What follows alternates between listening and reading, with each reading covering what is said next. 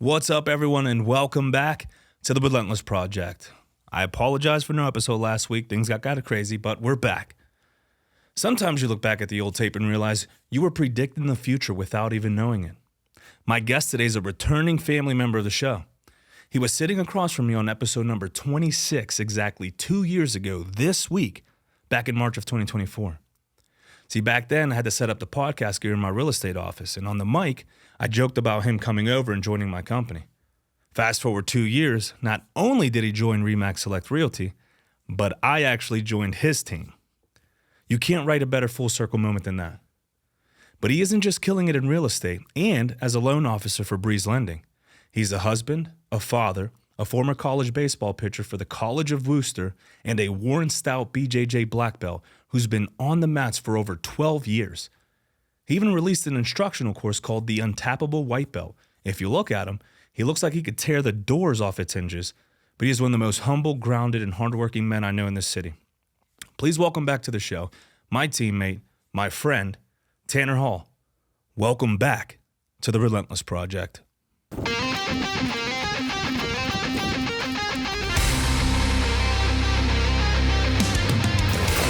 You are now tuning in to the Relentless Project.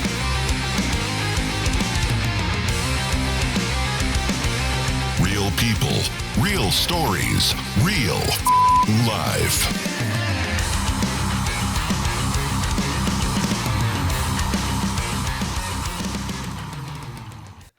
What an intro, my man. Thank you. The man who don't need intros. Man. That was humbling. I appreciate that. Well, it's all fact too. Like people don't know, but I always try to get a little back. I don't need background on you because we're very close. But I'm like, let me see how he describes himself. And the first thing you said was husband, father, and I'm like, all beautiful things and amazing things.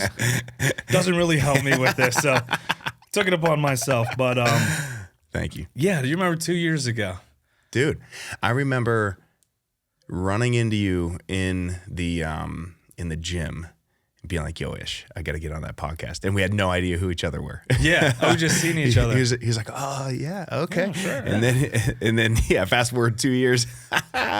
Time flies, man. That's cool. I was like setting up in places, tearing down. I did it at the gym. I did it at the real estate office. Yeah, that's where we did it at. Yeah, and I remember I was like, man, this dude's killing it in real estate. Like, let me get that referral. Hey. And he's like, nah, I can't. I won't. And then we made it happen. Hey, life happens, man. Full circle. Now, not only did you join, that's right. I'm like, man, like I love real estate, but I'm doing so many things and I still want to be involved with real estate. So I want it to be like something I can be a supplement into, like helping out. And I'm like, hey, you trying to join teams? He's like, let's go. I'm like, yeah. It's like, got a guy for you. Got a guy for you. Got a guy for you. I'm like, oh, yes. So I don't know if you kept up with your text messages from 5 seconds ago, but we got a call after this. Yeah. So I was reading through it, and I figured while you were doing the deed, you were gonna answer. So I'm working on those CMAs. Been a lot going on, but I got it. And then now that we got the inspection report, look, we're talking business on the podcast. That's what it's all about. Let's go. Hey, dude, it's hot in here. It's not a big reveal. It's one of my favorite shirts because my wife got it for me right after I became a father. To be shirtless. Oh my! Let's do the reveal. I'm too body unpositive right now. So if you're listening to this on audio, you should definitely do the video instead. Go to YouTube right now because it's my favorite shirt. I make you baby. Damn, he filling that shirt out, bro. What is that? 2X? 1X? No, I gotta work my way up to 2X. Me too, but like you look 2 times my size, and I'm in an XL. No, dude, you got to. Do big. I have body dysmorphia? Yeah, you literally look double my size. I'm not. Yeah, you're big chested. Dude, your shoulders have that acai, man. That's exactly what it is. I make Cuban. Was that an Etsy shirt? Because Etsy has like all the custom. I think so. Wifey killed it. Wifey killed it. Good job, wife. Thanks, honey. Love you. Let's talk about the elephant in the room. 2 years ago, we joked on air about you joining me at RE/MAX. Now we're literally on the same team. Why did the transition happen? And I want to talk about this because change is difficult for people. And especially nowadays, I feel like a lot of things are changing and people can't keep up with things. And it's like, what should I do? What was the thing that drove you to, because changing a company or changing jobs or changing, it's a big decision. So what was the driving factor for you? This is funny. So I don't recommend this, but I lived this. So Tucker Carlson said, have as many kids as you can. And he's like, have kids when you're 18. I don't recommend that whatsoever. But the driving force was becoming a father. I was just kind of stagnant. I was doing the same volume every year in real estate for the past 8 years. And I love the people at the old brokerage I was with. It was Life Space Real Estate. You talked very highly of them. Yeah. I cut my teeth there. Really learned the ins and outs of the industry. Learned them.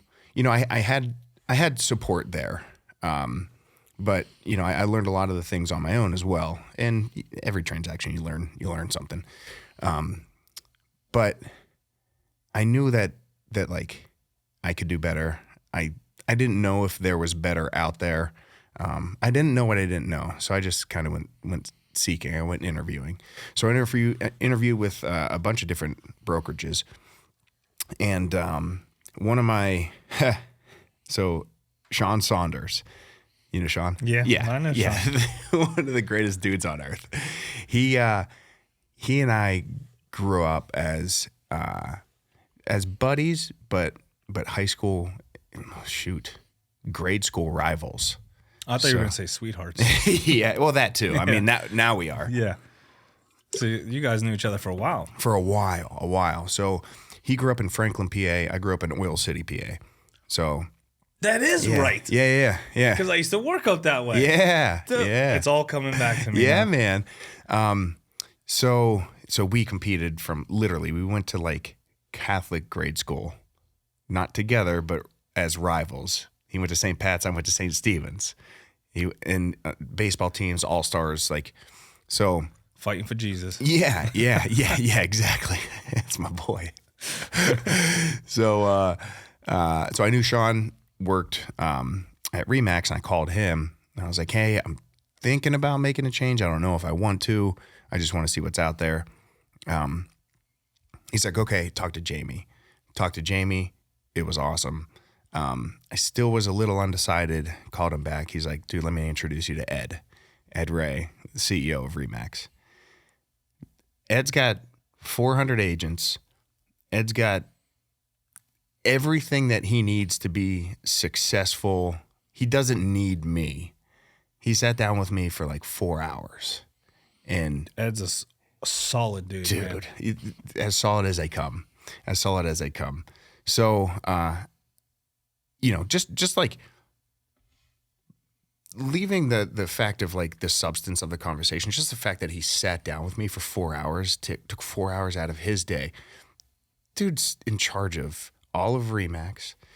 He's got his hand in Breeze. He's got his hand in KeyMax. He's got his hand in Free Time. He's got other things. He's got 2 kids. He's got a wife. Like, just everything he has going on, taking 4 valuable hours out of his day to sit down with me, like, meant a lot. Hasn't even committed. Yeah. You know what I mean? Yeah. Like, that's a bigger thing. It's like just sitting down with another person. Mm-hmm. So that meant a lot to me. And then just going over like all of the support system, the management, the marketing team, all the like internal businesses or the affiliated businesses that we have that just run like a well-oiled machine. Ish works there. Ish got paid when I came over. I'm still waiting on that. Oh, Jamie, if you watch Sean this. may have took my payment according to this conversation.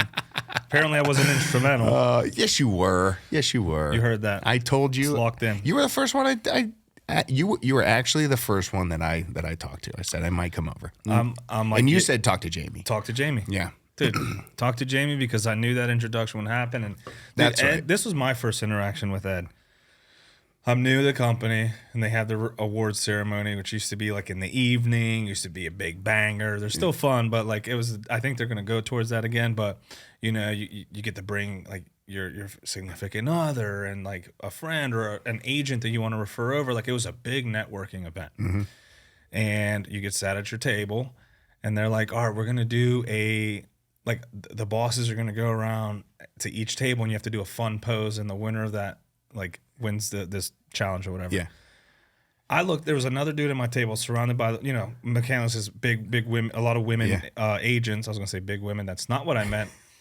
Big as in like there's a lot of them. There's less men in the McCandless office. So there's one dude sitting at my table. I'm like, well, let's pick that up. He's like, no. I was like, all right, like I'll pick him up. Dude, he comes up. I look at him like, get on my back. Jumps. Just boom. And I'm like, boom. The picture is like Ed on my back. And I'm like this. Dude, from that, he still talks about that today. That's awesome. But that's the type of dude he is. He's like, he's fun. He's professional, wealth of knowledge.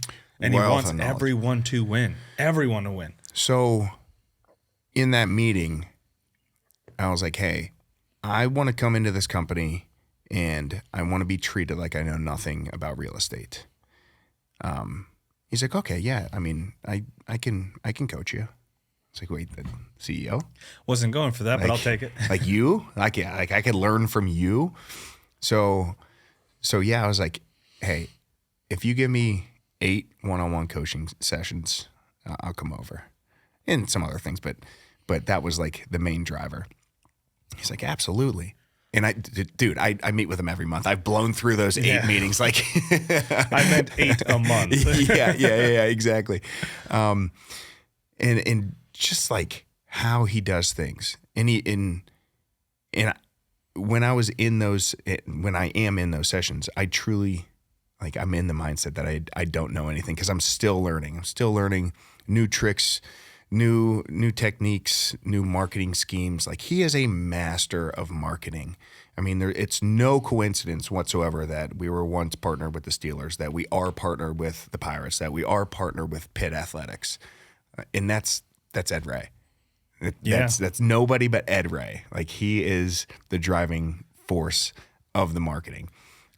And I think he's recruited like 90% of the agents on board. Did you talk to him? You can't say no. Yeah, and seriously. And it's not like him trying to sell you to come here. He's just telling you what we do. Mm-hmm. He's like, this is what RE/MAX is about. This is what we stand for. Mm-hmm. Boom, boom, boom. And you're just like, I want to be a part of that. Yes. How can I be a part of that? And he's like, just come on over. That's it? Okay. Yep.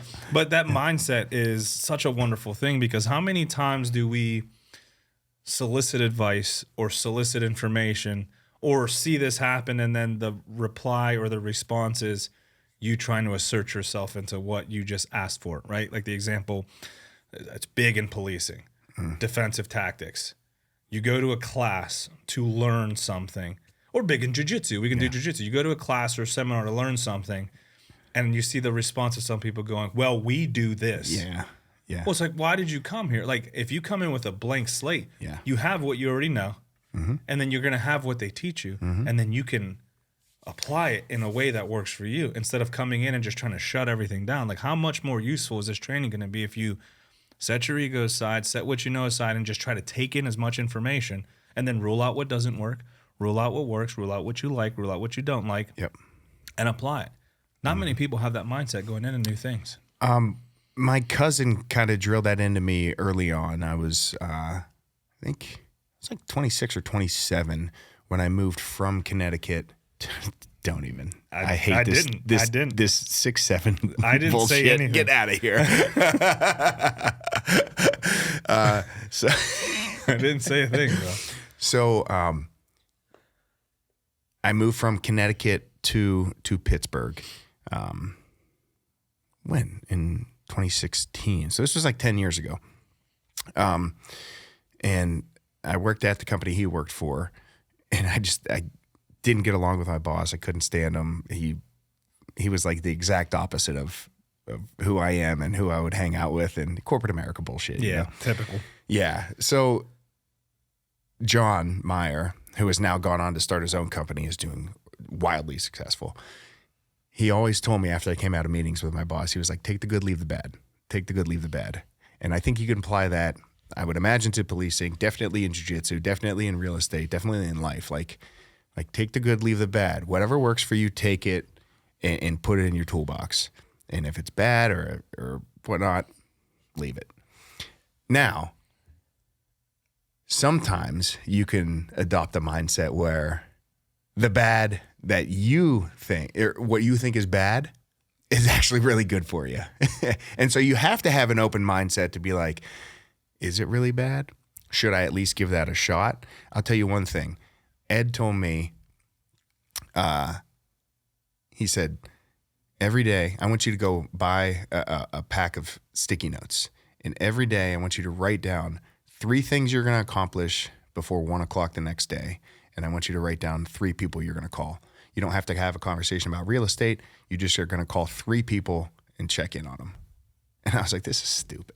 Like, what? How's this? You tried to hit me with that. Yeah. Oh, yeah. I joined the team. I want you to do this. I was like, do you know this is what I do? Yeah. So I left that meeting. I was like, oh, he thinks I'm a little child. He thinks that I don't know sales. And so I started doing it. And I was like, oh shit. Just the 3 things made me feel more productive. Just the 3 phone calls have garnered other phone calls and have like really blossomed into this sick referral network. And that, like, 3 phone calls a day, that's on the drive to work or on the drive home from work. That's no time whatsoever.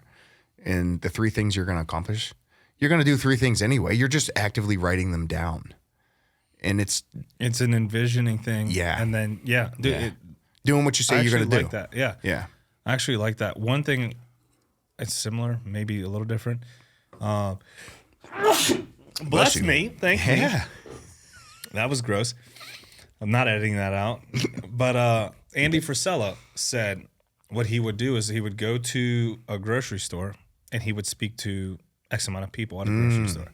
Doesn't matter what it was about. That's when he was launching his supplement company. And I was like, I like that. I'm gonna implement that.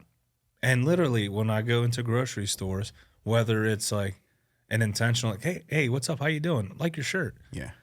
Just see people's just be mind blown, because when you're in public, people just pretend that everyone else doesn't exist. Especially in 2026. Like NPCs, they're just like, none of these people are real. Let me walk by. Yeah. Dude, when you look at someone like, how you doing? They go good, and you're like, oh yeah, like anything fun today? That follow up, they're like, what do you want from me? Right. But doing that, 3 people, then people think I'm weird. They're like, my daughter, why do you talk to everyone? I'm like, like, relationship is what we're here for. Talking to people, especially in like everything I'm doing. I've gotten to where I'm at simply by having intentional conversations with people and following through. And she's how old? 13, turning 14. What a thing to instill in your daughter. Well, I'm trying to. Yeah. But that's the same concept. Call 3 people. Why? What is the purpose of that? What was your, because your initial friction was, oh, he thinks I don't, like, what was your initial thought, and then what has it proven to you? Yeah. Well, I was like, I didn't do that. I don't do that. So a lot of people know that I do real estate, especially the people in my contacts. So I didn't want them to think, oh, I'm just calling to get business, right? So that was my initial hurdle. Like, I don't want to be that sales guy. Yeah. So that was that. So I completely stayed away from any real estate talk. And it ultimately, most every conversation comes back to real estate because they know that I do real estate. But it's like, hey, how's your mom doing? Hey, how are you doing? How the kids doing? Tell me something fun that happened this week. Tell me something you accomplished. What are you trying to work towards? What are you trying to work through? Like simple things that the conversations that people don't have, right? There's a lot of conversations that are easy to have, but people don't have them, or they're very avoidant. Again, especially in 2026, where like we're glued to a screen, we're glued to our phones. It reconnected. Like, I started with my friend group too. So it kind of like reestablished some of those relationships, which was really cool. Yeah, because really it's easy to go about your day and then forget, and then you start thinking like, oh, I haven't talked to so-and-so. You know how you change that? Yes. Call them. Yes. Yeah. Yeah. We're waiting for the phone call, but we don't want to be the one to make the call. I watch a lot of my friends are going to see this and go, "Where's my phone call?" Yeah, well, you're on the list. It's 3 a day, brother. 3 a day. Yeah. I got 2,500 contacts in my contact list. No, but I like that concept. So not only did you kind of hit real estate running again, not that you weren't, but you're saying you were in this repetitive thing, which a lot of people would say that's good. It's predictable. It's safe. Yeah. You're like, I want more. I want different. I've always felt that I was meant for more, like meant for much more than what I'm currently doing. And I don't know, what's the definition of insanity? Doing the same thing over and over again, expecting a different result. And that's exactly what I was doing for the better part of a decade. So I needed a change. I needed to, and again, I love LifeSpace. I love all of the people that work there. It was my home. Like I had a say in what we did as a company. I was respected there. Nothing but good intentions and good things to say about them. But we just do things different. And no knock on LifeSpace, but it's a better way to sell real estate because we have more resources. We have and that's the thing. Like it's not one's better than the other. It's different and resources and like. I love the culture at RE/MAX, which is why I afforded to take a year off, but still wanted to involve because of the culture, the people. I'm constantly trying to pour into people because I tend to see the greatness within people that they don't want to see, and that's sometimes an issue. But when you're trying to push someone to be better, and they're like, "I'm good here, stop." Like, okay, I'm sorry, but that's something they do for me, and I'm like, you go to those meetings and you just want to light the world on fire with excitement. Ed starts screaming and standing, and everyone behind him's like, "Oh, Ed's at it again. He's fired up. Like, let him cook." He's excited. Like to be this excited for what you do after so many years of doing it tells you a lot about that 25 years, person. man. 25 years. Think about that. He got through 2008. He started a mortgage company in 2007, I think. Right? Got through 2020. Got through 2020. Had to steer the ship another direction and got through it. The culture. So I was very afraid because LifeSpace was family to me too. I was very afraid of losing family. Like I have total abandonment issues for sure, for sure. And I thought I was abandoning ship, and I thought that they. Type that oh up. yeah. We'll go through. We'll hit the rapid fire round in that. But I thought I was abandoning them. I thought that they would be like, okay, he's out. We're not going to talk. Man, I just had coffee with Justin Repus, one of the LifeSpace agents the other day. I can text Jesse and see what he's doing, the owner of LifeSpace. I guess Justin just became co-owner, but and Kevin, our old manager, I think I talked to him the most actually. So that was a cool hurdle to get over and see that like my fears were completely empty. And then coming to RE/MAX, it's like, okay, I left a family of 20. Now I got a family of 400. And then every support system that you could imagine is like a phone call away. It's it. I wouldn't even say you left the family. You just migrated to a different family. Yeah. And that speaks volume on like how all this was handled, because if you can still have those connections and interactions and those relationships, that's what it's all about. Yeah. Like if we'll talk training companies, because you see this in training companies a lot. You train with one company, like specifically in defensive tactics. When I go to another company, that company is now bashing this company. And I'm like, I haven't even gone through your curriculum yet. And this is the start we're doing. Yeah. I'm probably not going to enjoy this, because instead of showing me why you're in the field or in the space and respected, you're just trying to put them down, which means you probably don't have enough to elevate yourself. So you're resorting to throwing them down. Yeah. Yep. So red flags go off. Yeah. But when I go to a training company, they're like, "Oh, you went here? Awesome company. Awesome. We actually believe in similar principles. We teach you different ways to do things. Everyone's different. So take what you can, take what you want, apply it, let me know, and then give us feedback at the." I'm like, green flag. Because you're providing value instead of trying to take value from this place. Very rarely will you come across fantastic companies that punch down. Very rarely. But shitty companies that punch up, Those are dime a dozen. Yeah. Dude, know? like look at in real estate, you talk to companies and they're like, oh, who are you with? Especially the ones here, they're like, oh, yeah, great company. We offer different things. Let us know if it's something.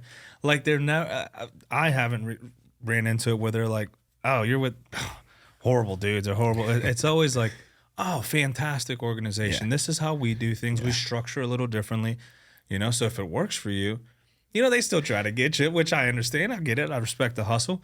But Jiu-jitsu is a total different story. oh, jiu-jitsu, like the mount's worst position. Who's telling the? And then you go to this one, they're like, it's the best position. Whoever said this, and you're like, who do I believe? Like, what do I believe? Yeah, That's why you have to just do them all and find your own. And so many gyms just shit on each other, and it's like, man, that Pittsburgh Jiu-Jitsu is cool because we all cross train. Like, there's a lot of schools that cross train, but other parts of the country, I mean, you even have that in Pittsburgh too. Like, there's gym rivalries within Pittsburgh, but which is stupid.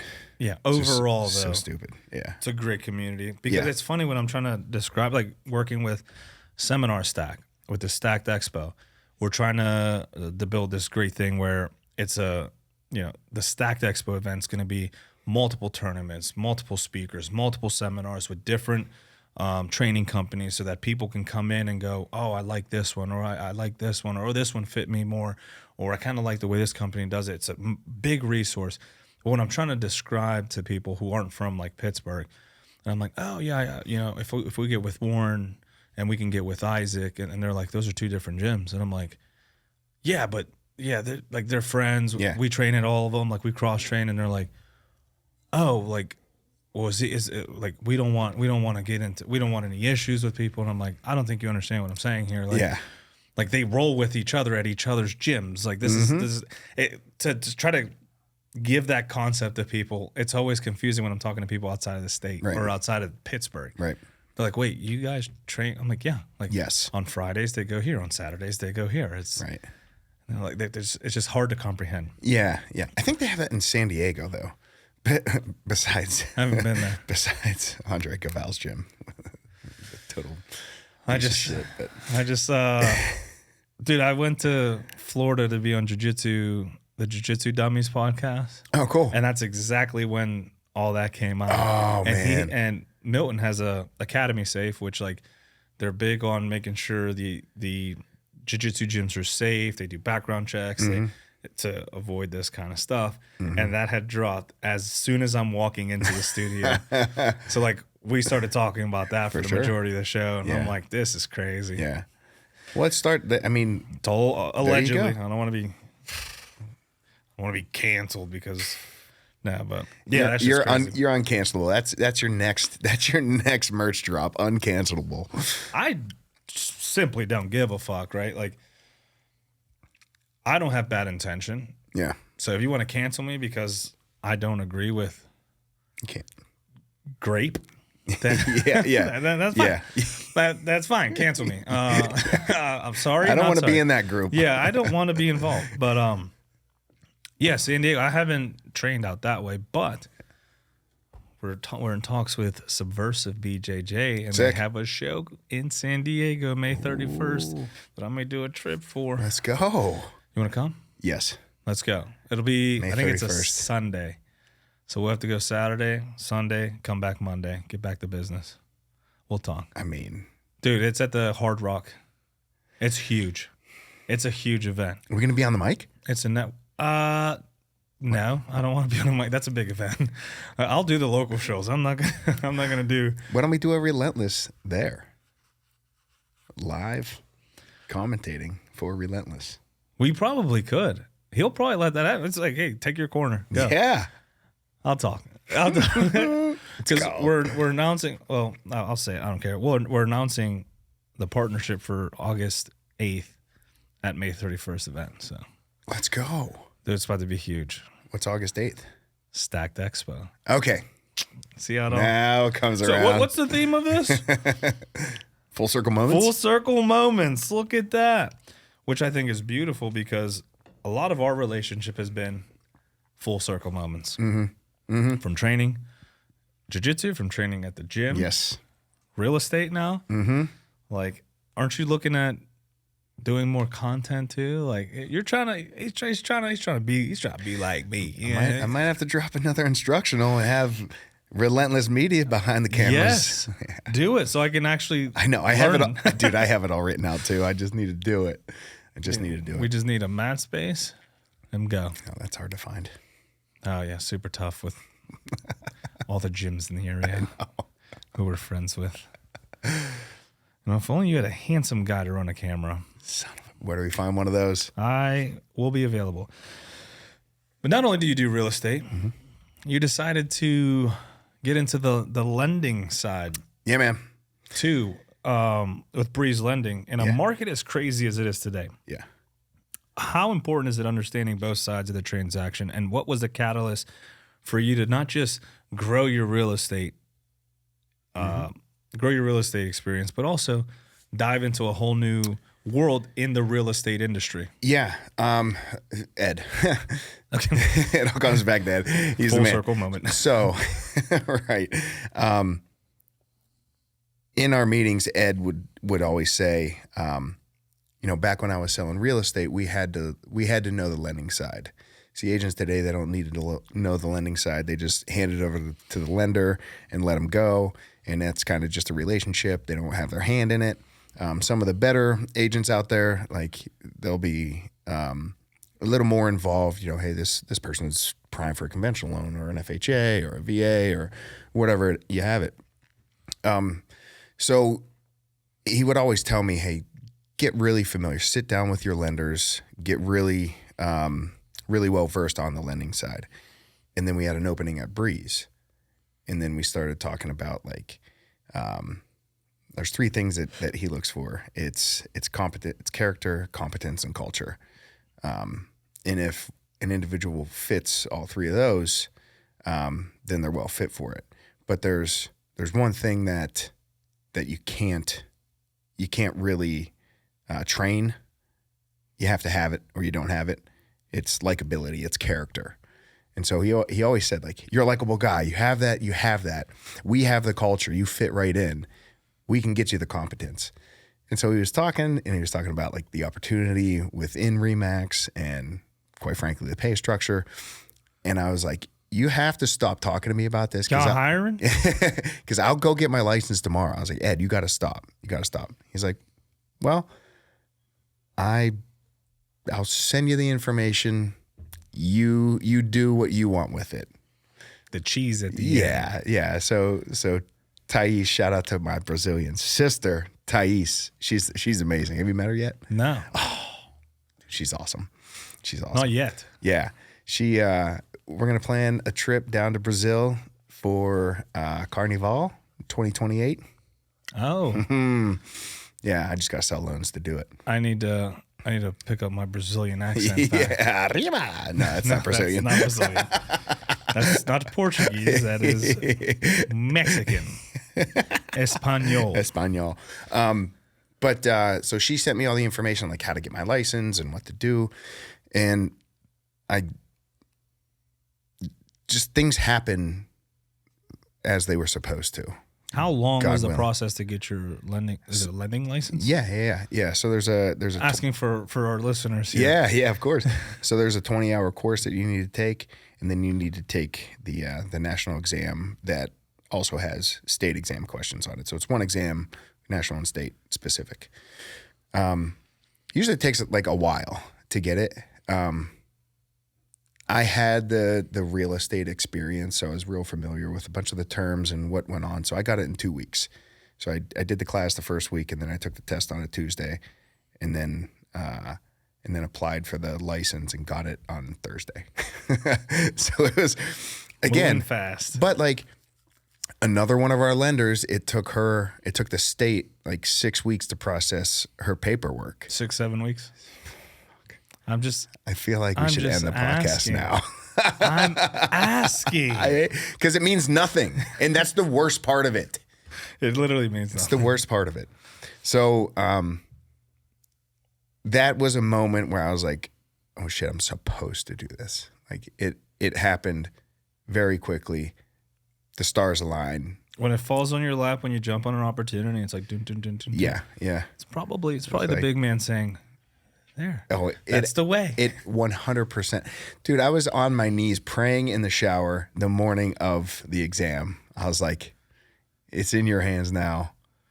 If you want me to do this, you'll show me. Too, with the water and everything. Lights on or off? What's hilarious is that my son came in. He's 18 months old, just fucking waddling into the. He pulled open the curtains. I'm on my knees praying. He's like, da. This is what prayer looks like, yeah, son. Yeah, exactly. So, I passed the test and got my license super quick, and we're off and running, man. No, that's awesome because obviously I was like, you're like, also if they're looking for a lender, me, and I'm like, oh, you also did that. Okay, that's cool. Which is great, like in a team to have, marketing, and that's lending. That's one thing. So, in a team, in a real estate team, that's the piece that really no teams have is an in-house, in-team lender. They have lending partners. They go outside of the brokerage, outside of their team to go find lenders. So that's going to be unique to our team where we have a lender.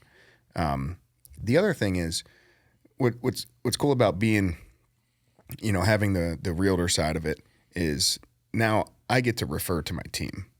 That happens a lot, but like I can refer, but still get a piece of that on the lending side. You know what I mean? Because I'm going to write the loans. Yeah. Well, here's your referral, Yeah, because so you're also feeding your team, and then you're building the team because of what you're getting from that is going back to the team. In your opinion, your experience, you've been doing this for a long time. What are like key roles or things that a team in real estate needs to be successful, to be different? Because we're seeing a lot of teams come up now in real estate, especially in RE/MAX, a lot more people have gone to teams. Yeah. What are some key things you need to see in a team to find success? Yeah. So you got to do something. You got to do exactly the opposite of what every other team does. Every other team spends so much money on like Zillow leads or Realtor leads or, X, Y, and Z. That makes you glued to your phone. So now you're just waiting for the phone to ring. And that's what you can't do. You have to be a hunter. You have to have networking. You have to have relationships. So as a team lead, you need to teach your team how to go out and hunt for those leads. And it starts with the contacts in your cell phone. It starts with those 3 phone calls a day, right? So, there's huge teams out there that are spending $30,000, $40,000, $50,000 a month on Zillow leads. And that team is unprofitable because they're spending so much money's going out the door, and then you pay for the Zillow lead, and then the Zillow lead comes in, and then they take 40% of the commission. So it's like it's a bust. And those especially I made the mistake of doing a refi calculator online. Yes, you did. Yeah, and so as soon as I clicked submit, 30 phone calls that I've gone to ignore. Oh, yeah. Same thing with Zillow. You're looking at a listing or you're looking at something, you reach out to the agent because you have to go through Zillow's portal, and they developed in a way that makes sense for them business-wise. But as a consumer, it's so annoying. Like, I just want to talk to this agent. Now I'm inundated with 30, 40, 50 phone calls from agents that are not this agent. And it's so frustrating. So, like, for me personally, I just ignore it. I don't do that. But I can see how that's profitable for some people, because there are people who will pick up the phone, they'll talk to them, and then boom, they sign up. But like in my experience, I hate that. I hate being inundated. Someone's never come to my house to cold call or something, and I go, oh, you know what? I did want to sell my house now that you're here. Right. Like, it's never worked for me personally. Right. So I tried to stray away from that and build more towards like the relationship side and like forming a relationship to then get there. Yes. And that's what you have to do. So I got really, the mindset there is I'm busy. My phone's ringing. I'm out showing buyers houses. I'm a realtor. I'm doing this. What's your bank account say? Bank account says I'm broke. Yeah. I'm not doing Not only am I broke, I got 80 grand on a credit card, from all these lead generation companies. When the lead generator is you are the lead generator. And that has completely missed most realtors in the industry, not only here, but nationwide. Zillow is so huge. I'm going to get sued from Zillow because I'm talking shit on them. Yeah, if they're going after you, they're doing something. Again, we don't punch down, Zillow. Yeah. We don't punch down. Yeah. Love it. Yeah. Listen to my advice. First, full circle. Yeah. But if I look back and really dissect all of like the bad deals, the ones that went sideways or like we ended up on just kind of rocky terms, they were always lead generation referrals, or I didn't have a relationship with them. And, it's Justin Reapus. He lives by this. It's relationships over transactions. And that's so true. It's so true. My biggest moneymaker, my best fear is the jiu-jitsu gym. I know everybody there. Everybody knows me. I'm like the in-house realtor. There's already trust built up because, quite frankly, You can choke them out if they don't go with you. I get it. not only that, but on the flip side of that, I don't break your arm. I respect your tap. I've built your trust. I've earned your trust. So Even how I'm you gonna interact take care with of people, you. right? Like you see someone who's struggling, you're one of the first people to go in and be like, "Hey, try this, try this." No, you're Yeah. dumb, you're stupid, you're white belt. Yeah. Like you're very intentional with your instruction as well, which builds trust For sure. Is a relationship. Yeah. Yep. And then so they have that same level of care. I bring that same level of care and I build the same level of trust on the real estate side, on the business side, right? Like Warren's looking for another gym in Bridgeville. He didn't call anybody else. I sold him the building that we're in now. He didn't call anybody else. Yeah, can we So- get some parking? Can you tell them to open the gate for me? It's in the future, dog. It's in the future. No, I like the new building. I hate street parking. Yeah, for sure. But if you think about it, that gym was built from the gyms prior. Now, we were spoiled at the hub on Absolutely spoiled. That right, was because ridiculous. it was attached to a parking garage. But above Costume World, where did you know where that's at? 17th Street. There's Costume World. And then we were on the second floor of that. There's no parking. It was right on Smallman and 17th. Old Smallman. Old Smallman. Yeah. Not new Pre-terminal Smallman. Even less parking. And then before that, it was above the donut shop by the church. Oh, Peace, Love, and Little D's. yeah. Yeah. That was stop. Yeah, you freak with there. Yeah. Was that And a then cop joke or? That might be both. Okay. No, I'm not even gonna. All right. I'll let that one slide because there's nothing I can do about it. And then before that, it was Lawrenceville, where it was the size of this studio. And again, no parking. Comfortable? So, yeah, comfortable. Beautiful? Exactly. Well, this is comfortable and beautiful, but not fit for a jiu-jitsu gym. Yeah. So there was no parking. So it made sense. Like, it's a strip district gym. It is The stable, man. for sure. Like For sure. Pittsburgh gym. And look, the mats are still packed. There's still parking there. And that's the oldest complaint. The longest running complaint is no parking in the strip. That's because there's so many people So who many. go. And that's a good thing. That's a good thing. Like, I want to see the gym packed. Yeah. Just not when I go. Okay? yeah. Right. Got to start doing more privates. Right. But Hey. to compare, because you mentioned jiu-jitsu, real estate is very similar to combat sports. You eat what you kill. To go back to your hunter analogy, does the discipline of showing up on the mats translate to making cold calls or closing deals when you don't feel like it? Oh, for sure. There's a ton of times where I get a call and I'm like, I don't want to take this Do I call. let it ring? I know exactly. Do I hit him with on the other line, call you back, or add a showing, call you when I'm done, or putting my son down, I'll call you tomorrow? And that's typically not the best choice. But it's also, especially for me, the hurt is never as bad as the worry.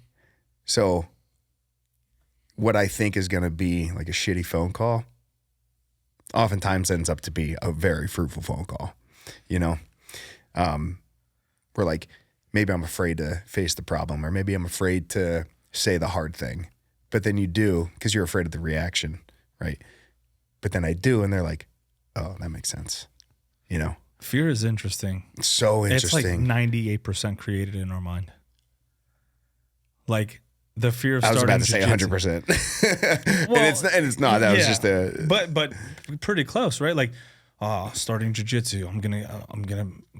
You feel like you're going to die, and then you do a class, and you're like, oh wow, like these are the fears going in. I'm gonna look dumb. Mm-hmm. I'm gonna get tapped out. This is not gonna be good for me because I don't know anything. So how am I gonna get anything when I'm just getting beat up the whole time? It's scary. And then you go in there, and 100% of the people I've introduced to jiu-jitsu are like nerds about it now. Mm-hmm. Not one person has came back and like, you know what? I tried it. It is not for me. I hate it. I'm not like, I can't do this. Yep. Not a single person. I just gave a private to, so this is my high school best friend's brother-in-law, Chris. And he reached out to me years ago. He's a firefighter in the South Side. He reached out to me years ago. Hey, I want to try jiu-jitsu. Awesome. Come on in. I'll take a class with you. And then kind of just fell on deaf ears. I didn't follow up with him, so partially my fault, but also his fault. I mean, he asked. Yeah. So I ran into him 2 weeks ago at Home Depot, and I was like, "Hey, man, you got to come in and try. Just try it." He's like, "I know. I need to do this."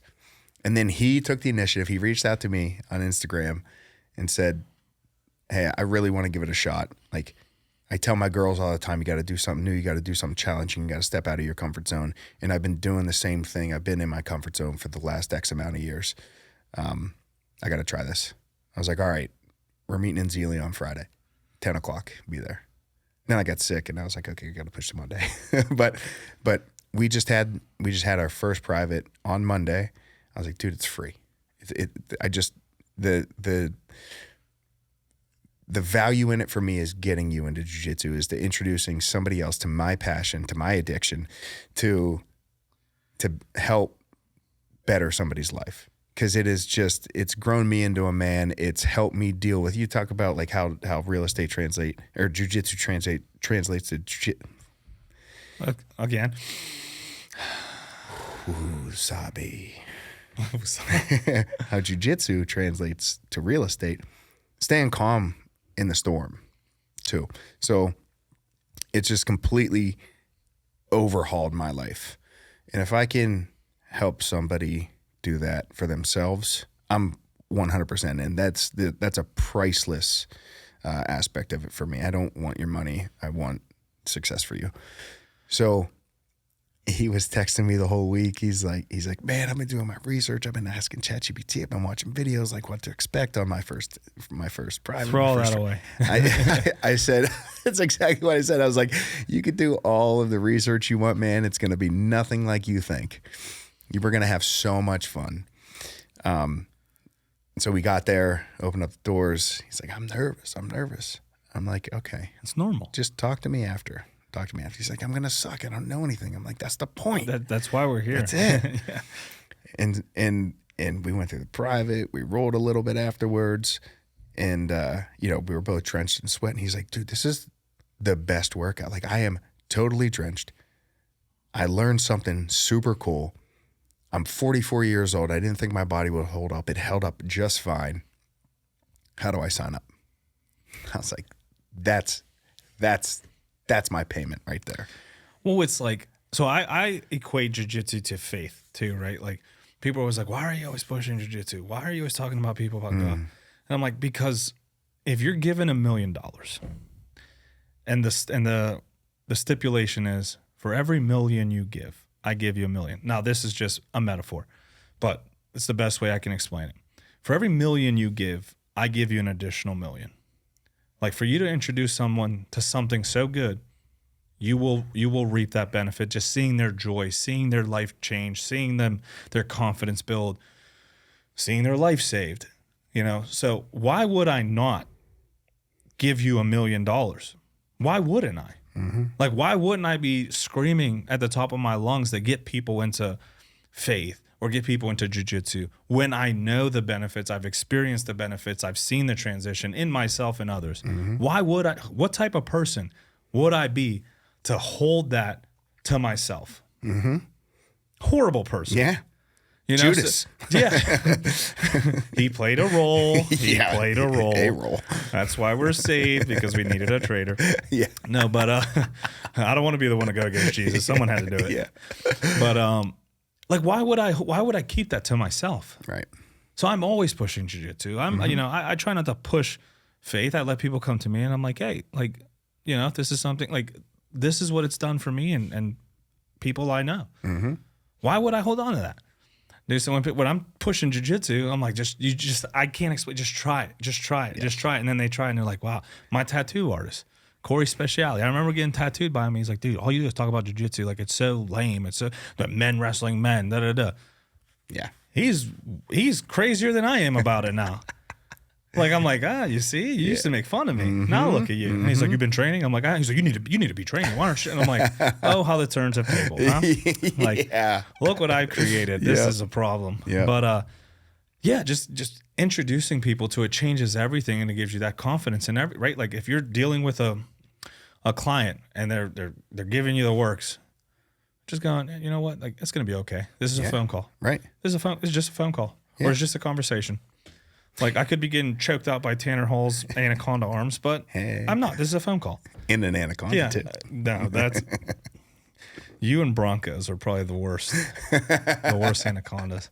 Like, I think he wants to rip your head off when he's doing that. That's true. And then he hugs you after. Yeah. Which is the worst. Yeah. Which is so beautiful at the same time. You just got choked out, you tapped, and then you're like, hey, thanks. Thanks for not killing me when you had the ability. Such a beautiful thing. It is. There's also a confidence that comes with it. When you know that you can, like, and this is very machismo, very much bravado, when you know that you can render the caller unconscious and defenseless, there's a certain calm that comes over you. And it's like, okay, I see you're just this emotional being. I'm going to show you how to be the calm stoic. Yeah. Yeah. Well, it translates to policing. When you see use of force encounters, the ones that escalate the most tend to be the cops who do not train. Yeah. The cops who do train understand, if this gets bad, I'm equipped to deal with it. I don't have to escalate. I will respond appropriately. Like, you screaming in my face, that's fine. I'm not startled. Because if it does get to a place where I don't want it to get, I know I'll be okay. So I always think of Luke Burdett. Do you know Luke? He's a black belt. He was, I don't know what he does now. He's with the city of Pittsburgh, but he used to, like, jump out of unmarked cars and he's on the jump squad. Yeah, capture the bad guys. And I was always like, man, I would never want to run into you in the street because I know what you could do. And he's like, man, I never use it. But I know I have it. That's why I never use it. I don't have to. Yeah, that's, I mean, my approach. People see my build and it immediately de-escalates. And it's funny because, like, it's the 130-pound dude who plays video games and trains jiu-jitsu that I'm scared of. Yeah. They will rearrange my knees. Yes. But it's like, it's a de-escalation tool. When you come in there and you're walking a certain way, you're talking a certain way, you're confident, right? They interviewed a bunch of cop attackers and killers in prison, and they said, why did you choose this? Or why did you choose that target? The majority of them said, because it looked like I can take them. They didn't look prepared. They didn't look like they took care of themselves. Their uniform was disheveled. Like, it's all appearance for the majority of it. Now, like, if you have someone like you and someone who is slouched down and they're timid and they're scared, who's probably going to catch more of the heat? Yeah. The guy who doesn't appear prepared. But that translates to everything. You don't have to be in law enforcement. You can be in real estate. You can be in a corporate job. You can be whatever it is. Like, it builds this confidence in you that you walk different, you talk different, you approach things differently because you understand. Like, I've been in the gym with big guys, women, small guys, and I know what the capabilities are of those people. I can respect that you may have those same capabilities. We don't want to find out. So let's just handle this civilly. You approach conversations in a different way. You tell me if I'm missing the mark or not. I feel like if every cop out there would be a blue belt, there'd be less cop shootings. 1,000%. It's proven fact. Cops who have trained the Adopt a Cop program, cops who have gotten their blue belt, departments who have pushed for jiu-jitsu based training have seen a use of force encounter actually lower. Wow. So it's proven injuries lower because now you're getting fit. You have to be a certain shape. The more you train jiu-jitsu, you just happen to get in shape. It's a byproduct of training, right? You're trying to control a person who doesn't want to be controlled. There's a physical attribute to that. So And now you're used to that. and now you're used to it. Go train with spazzy white belts. It's pretty easy to fold them up into a pretzel. Yeah, or get kicked in the face. Like, Yeah, it's a give and take. It's give and take. But it's proven. Statistically shows departments who have pushed a training curriculum that's jiu-jitsu based. Now, any martial art, but jiu-jitsu is the one that's more prominent. The use of force encounters have actually lowered. Officer injuries have lowered. Suspect injuries have lowered. Wow. So it's like it's out there for you to see, and yet people don't choose to do it because I'll just pull out my gun or I'll have my taser. Yeah. And it's like, really? So if someone just comes up to you, they're kind of yelling, but they don't have weapons, they're not being violent, you're going to pull out your gun. Right. Do you know how bad that looks? Yeah. Do you know how bad that can escalate? Everybody has bad days. Yeah. And it's like, are you sure that, because like people see cops and they're like, oh, like a cop shooting. Like, oh, he murdered him, he wanted to. Like now you have to live with the fact that you took a life or you changed someone's life drastically. When if you would have just trained for 1 hour a week for 6 months to a year, that could have been avoided, possibly. And every human, we're all flawed individuals. We have more in common than not. You're the same person. You're shooting yourself, basically. Someone told, I forgot who it was I had on here. They said, you are just decisions away of being the person across from you. That's it. It's just decisions. Yeah. Yeah. The homeless person you see on the street, you're just a couple life decisions away from being that person. Yeah. We're all similar. We're not very different. We just make different decisions that put us in different places. And I feel like with the confidence that you have when you have a skilled background in some sort of martial art, but obviously jiu-jitsu, because that's my favorite. Especially with jiu-jitsu. You're just a conversation away from de-escalating, right? You're a demeanor away from de-escalating, right? I think so. I don't know. I haven't been in your shoes, but it would make sense to me. It's true. Like, especially when things get escalated. I'm rolling with someone and I'm like, hey, bro, like, stop, like, relax, chill. Like, I'm confident and I'm doing the work. So I'm like, I'm not punching them. I'm not striking them. I'm not pulling my gun out or handcuffs out prematurely. I'm sitting there like trying to get them controlled. I'm like, bro, like obviously this isn't working for you. Stop, like stop. Yeah. Like I'm talking with them and they're on the bottom like, no, fuck you. And I'm like, come, be nice, dude. Like be nice. I'm not trying. Like those are the conversations I'm having. And so can you imagine someone watching that? They're like, pissed me off so bad. But they're like, obviously this cop doesn't have bad intention. Yeah, right. Right? Because I'm like trying to subdue you and you're just not. Yeah. You're not playing along. So now you're forcing me to pull out some tools out of my belt. I'm just like, dude, relax, chill. And then we get him handcuffed. And now we're getting him in the car and he's fighting. And I'm like, bro, it didn't work out for you when you were not in handcuffs. You're in like, just chill.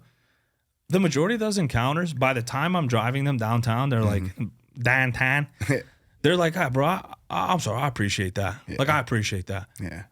I'm saying, no, it's all good, bro. I don't take it personal. We all have bad days. Like, you were just a decision away from avoiding this, but here we are. Like, let's get through the process.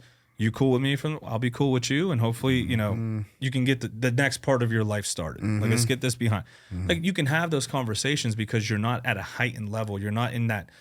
Like, the majority of the situations are a cop is in fear for their life, or a person is in fear for your life. How can you justify that objectively? it's hard. It's subjectively. How sure. can you tell me I wasn't in fear for my life? For sure. If you have a 120-pound female officer and then you beating the bricks out of her, she can justify using lethal force. Like, she was in fear for her life. Mm-hmm. You didn't have a weapon, but in certain circumstances, you can justify that. Mm-hmm. Where if she just trained a little bit, she probably could have put herself in a position where to give her time for backup to come, or maybe she puts you in something that you don't know, like anything to buy time and keep you at like I don't want to say comfortable because that's an uncomfortable situation, but anything to buy time to resolve the situation For sure. before it escalates. Yep. Yeah. So, yeah, that's my 2 cents, and that's how much it's worth. So I used to pitch for College of Wooster. Yeah. Pitching is isolated, high pressure position in baseball. Yeah. It's just you and the batter. It's very similar with jiu-jitsu. It's you and whoever you're rolling with. Yeah. And it's very similar with real estate because although you have a team in jiu-jitsu, you have a team in baseball. At the end of the day, it's you and this individual, whether you're forming the relationship, closing the deal, whatever it is. How does all that tie together to prepare you for that one-on-one encounter, whether in jiu-jitsu, baseball, because they all kind of cross-reference. So like how does all the things you do prepare you for that one-on-one encounter with the client, with the contender, whatever it may be? Good question. It's funny because I don't like that college pitcher. I don't like that guy. Yeah, that was pre-jiu-jitsu. That was 282-pound Tanner. Before Tanner the Tank. It's funny. My grandfather used to call me Tank. Yeah, I segregate my life in Phases. BJJ and AJJ before jiu-jitsu and after jiu-jitsu. So that pitcher, if to answer your question, sports in general. So I played football and baseball in high school, a little bit of basketball. I was a quarterback for our high school team. So A high school pitcher also playing quarterback. Who would have thought? yeah, right. Yeah, exactly. So all of that. I mean, it's your leading team. I apologize for that. I should have taken Business, it brother. off. Business. No. Anyways. And I'm at the studio. I'll call you later. Excuse. He's not even filming right now. I should have put it on silent. I threw my phone out of respect, and then now it's still on, but my bad. So I, sports in general ingrain that competitiveness in me. So, and then the position specifically, it's like, hey, it's you versus me, but I'm going to show everybody else why I'm better. So that's kind of where, why I'm in this role, why I'm in this position. Yeah, exactly. So it's the competitiveness. It's if you're a client and I'm in a realtor capacity, I'm going to throw you my best pitch. I'm going to pitch you the best. Bingo. You know what I mean? Full circle. Yeah.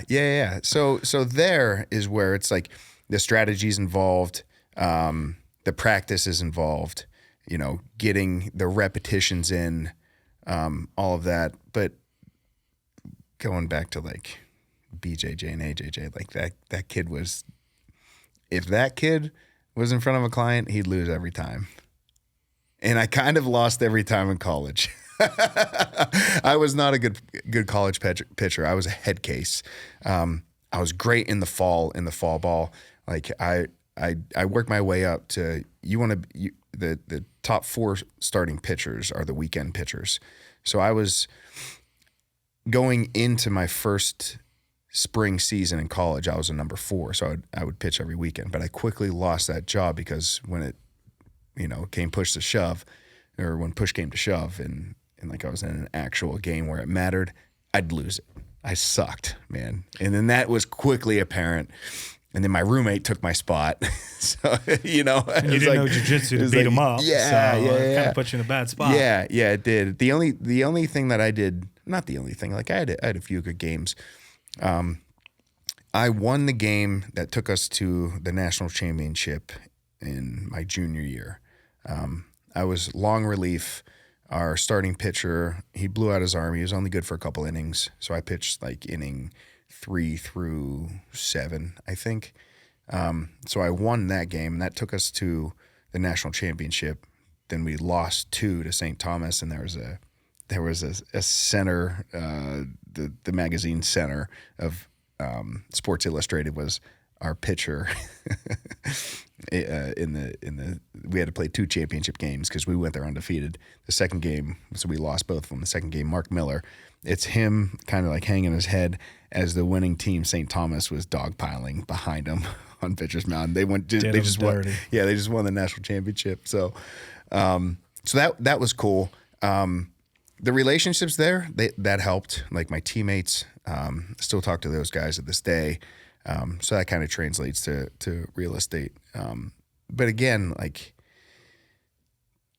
jiu-jitsu is like the pinpoint, the anchor in my life where it's like, okay, I've changed. I've became a man. I've learned life lessons. Now I can deal with being in the heat and just staying calm. I can deal with the stress. I can deal with, like, I have a strategy on how to win. You can handle the heat in the kitchen. Handle the heat. That's right. That's right. I mentioned that because we equate a lot of things to our college sports and I always try to say, like, if you're not in a sport or even club, professional, whatever it is, like, get in one because you're going to learn team dynamics. You're going to learn about yourself in this team, right? You get cut from the team or you don't start. Like, what does that say about you? Does that say you're not good enough or you just have work to do, right? Like, there's 2 mindsets. You start building that mindset of, I just actually released a blog on this, rejection versus redirection, right? Like, is the rejection you received, whether it's not getting promoted, which happened to me and I took it hard. I applied for the sergeant's exam, didn't get where I thought I would be. And my initial reaction was rejection. I'm not good enough. I'm not this. I'm like, what? Yeah. Like all this stuff. It started to get into a toxic mindset. And then I started reevaluating. I'm like, you know what? No, I just probably have some things I got to work on. Probably have some things I have to do. Probably have some relationships I need to mend. So getting involved in those team sports can develop that mindset of you didn't start or you didn't get the play you wanted or you made an error.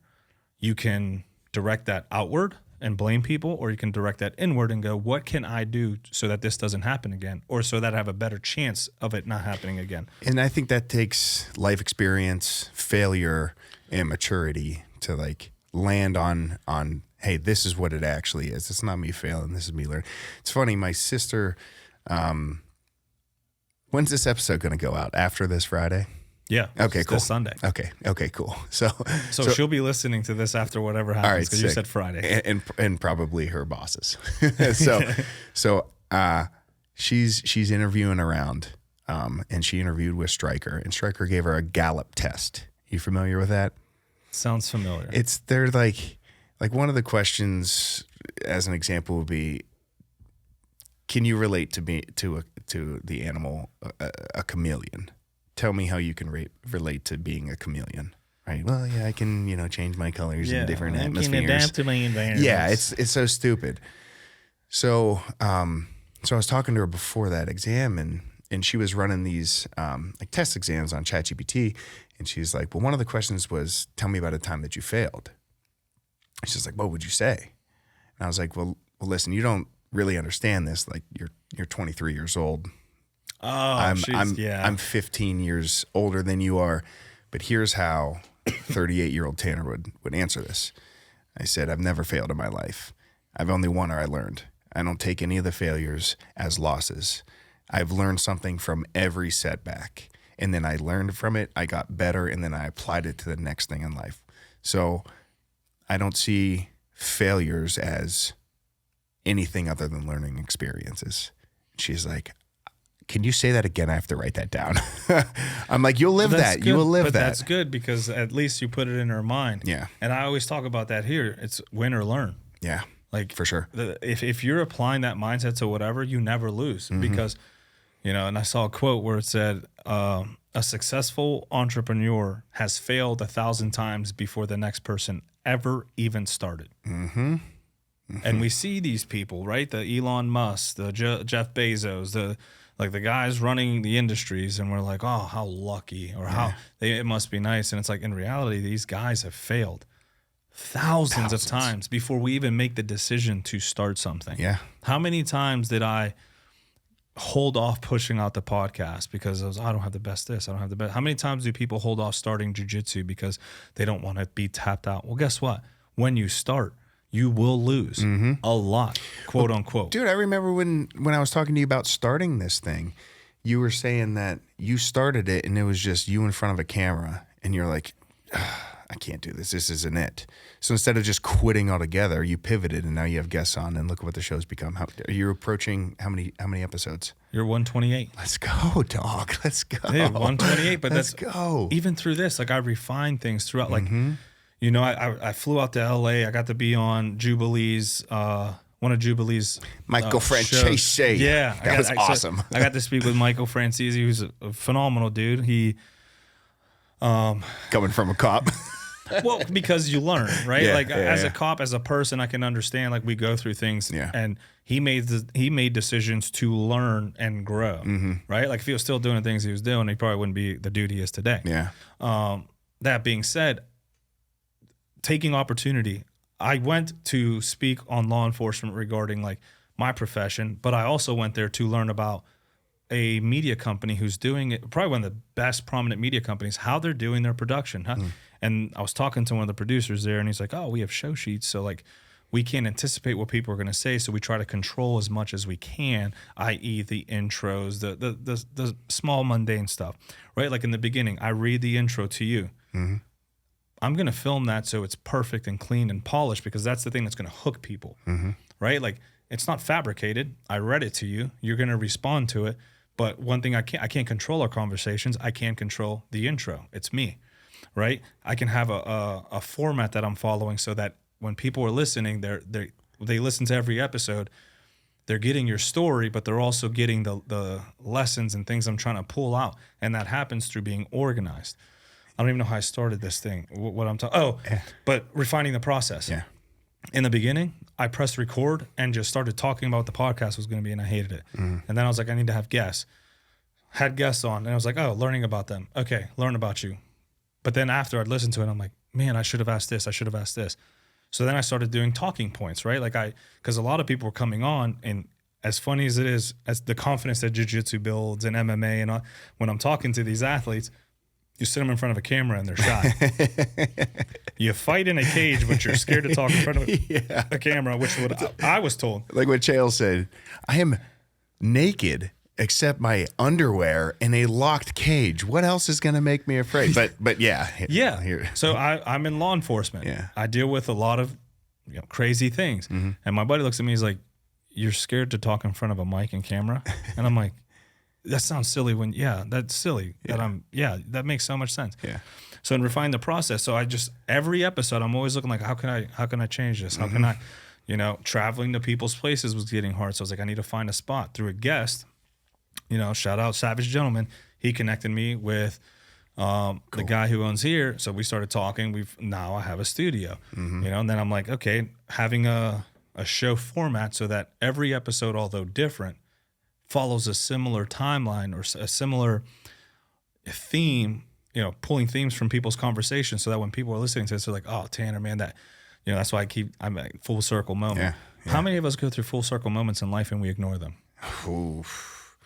I know I've ignored plenty of them. So being able to pull the theme that I want so that it benefits the people listening and myself, right? Yeah. Like, this isn't just for the people listening. I'm learning from every conversation I take. I'm gonna give you one. Give me something. I'm gonna give you a little. You're gonna learn about me. I told you in the beginning I was gonna fuck up all your show notes, right? Because I didn't tell you this in your show sheet what I wanted to talk about. I improvise, adapt, and overcome. Hit me. Oh, he was ready. I love it. Always ready, bro. I want to talk about my battle with addiction. I just want to take a second to shout out a few companies who've believed in me. These were one of our first official sponsors, so huge shout out. Today's episode is proudly sponsored by Carbo Jewelers, established in 1997 on the values of honesty and integrity. Whether you're searching for the perfect piece, need expert repair services, visit Carbo Jewelers in Newark's Ironbound District, where your jewelry is always in safe hands. This episode is also brought to you by Continental Jewelers, proudly serving Hudson County, New Jersey since 1964. Whether you're seeking a timeless piece or need expert repairs, they've got you covered. Visit Continental Jewelers, your trusted source for all things jewelry. You can find them on Instagram at Carbo Jewelers or online at carbojewelers.com.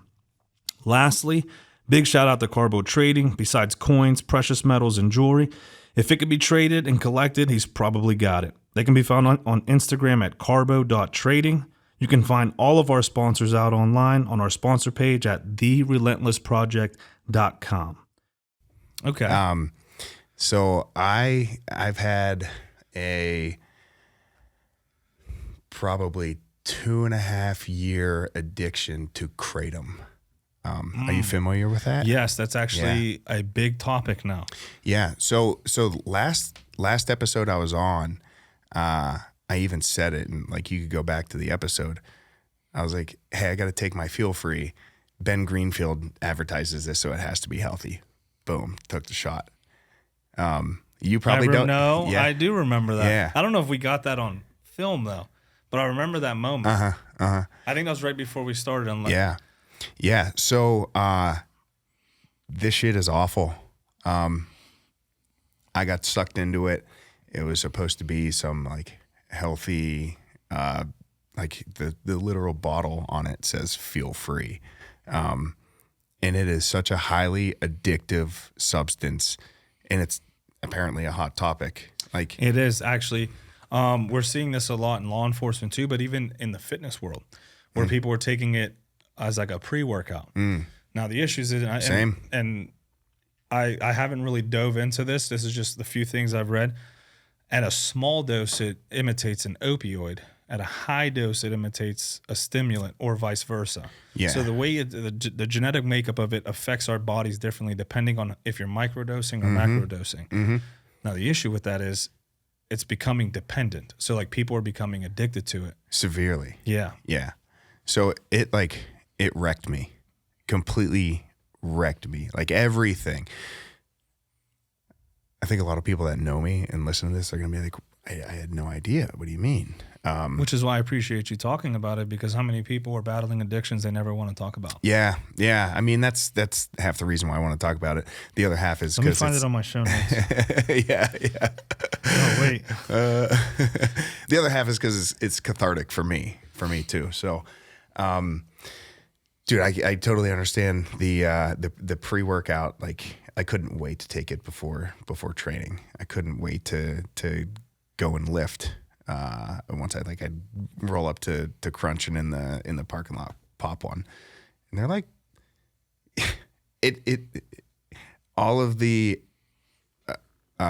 addict's qualities, like I completely exhibited. Like what, if you don't mind me asking? Yeah. Becoming friends with the gas station attendants, swinging deals to get Feel Free for cheaper, knowing what time and where I could go get it. I had a gas station right down the hill, lying to my wife, telling her I was going out to the garage and then running down the hill, grabbing one, coming back up. Just like the money aspect of it, just kind of, racking up credit card debt and that shit. Waking up in the morning, and that's the first thought that I had. Not being able to go to bed without one. Yeah, you were an addict, bro. Yeah. Oh, yeah, for sure. I mean, I am an addict, right? How are you navigating that? So every Sunday night so first off, it starts with a good support system. I was so afraid to tell my wife that I had this problem, because she's had a rough go at it postpartum in like this last 18 months. I didn't want her to like be stressed out that I was going through shit. So like I completely hid it from her until like one night I was just like, I broke down and I was like, this is what it is. Because I couldn't handle it anymore. And I totally thought she was going to divorce me. You know what the crazy thing is? Huh. You're not meant to handle it. Yeah. You know what I mean? We are tribal beings. Yeah. You know? And me being a faith-bearing man, like we try to hide it from God as if he doesn't know. Right. Like, you know what I mean? Like, it's Right. like, oh, this is so shameful. I don't even want to tell him about it when he's the one. Give it to him. So I'll fast forward and then I'll rewind. Sunday nights at 7:00, I go to a Christian 12-step down in the Strip District at our church, Orchard Hill. Like, shout out to them. They're phenomenal. Orchard Hill is also in Franklin Park, right? Yeah. Or is that we Orchard Hill? attend that's like the main location. Okay. We attend that one, but there's 6 or 8 campuses around. Okay. There's like Gibsonia, Beaver, Strip, all that. So I go to that every Sunday at 7:00. So having that like support system helps. But when I finally like broke it to my wife, I totally thought she was going to divorce me. Like my internal dialogue was, how could you do this? How could you do this to me? How could your wife? How could you do this to your son? And I was just like an absolute wreck. And I was like, the more I thought about it, the more I spiraled, the more I was like, I can't say anything. The more can't fear you it. created for yourself. For sure. A lie. For sure. You created a lie. And so like I was like crying. I was like, this is what it is. Like, it's really fucking me up. And she was just like, thank you for telling me. I'm going to help you with this. We're going to get through it. Awesome. Do you have any right now? Let's get rid of it. I'm going to be with you every step of the way. And like the withdrawal, I swear, I've never done heroin. I don't know what it feels like, what it looks like. But it seems like the withdrawal off of the Kratom was similar to what like a withdrawal off of heroin would be. Like the body aches, the shakes, the weakness, the dread of being in that moment of withdrawal. I was like, this is what life's going to be, and this sucks. It meant, like, I couldn't even, like, I could pick up my son for 5 minutes, and then I was too weak to like carry him around. And so my wife, it was like 4 days of just like fucking shaking and sweating and crying and no sleep, and it was the worst thing ever. And she was just amazing about it. She's like, men need to do things. Go do yard work. I was like, I'm too weak to go do yard work. Go pull the weeds. Go do it. We need it done. Purpose. Yeah. So I was like, moping around, fucking lazy and pulling weeds and, literally counting the minutes. Like, very few people have seen every single minute of every single hour on the clock. I'm one of those few people. I was like, what time is it? 12:35, 12:36, 12:37. Shit. So,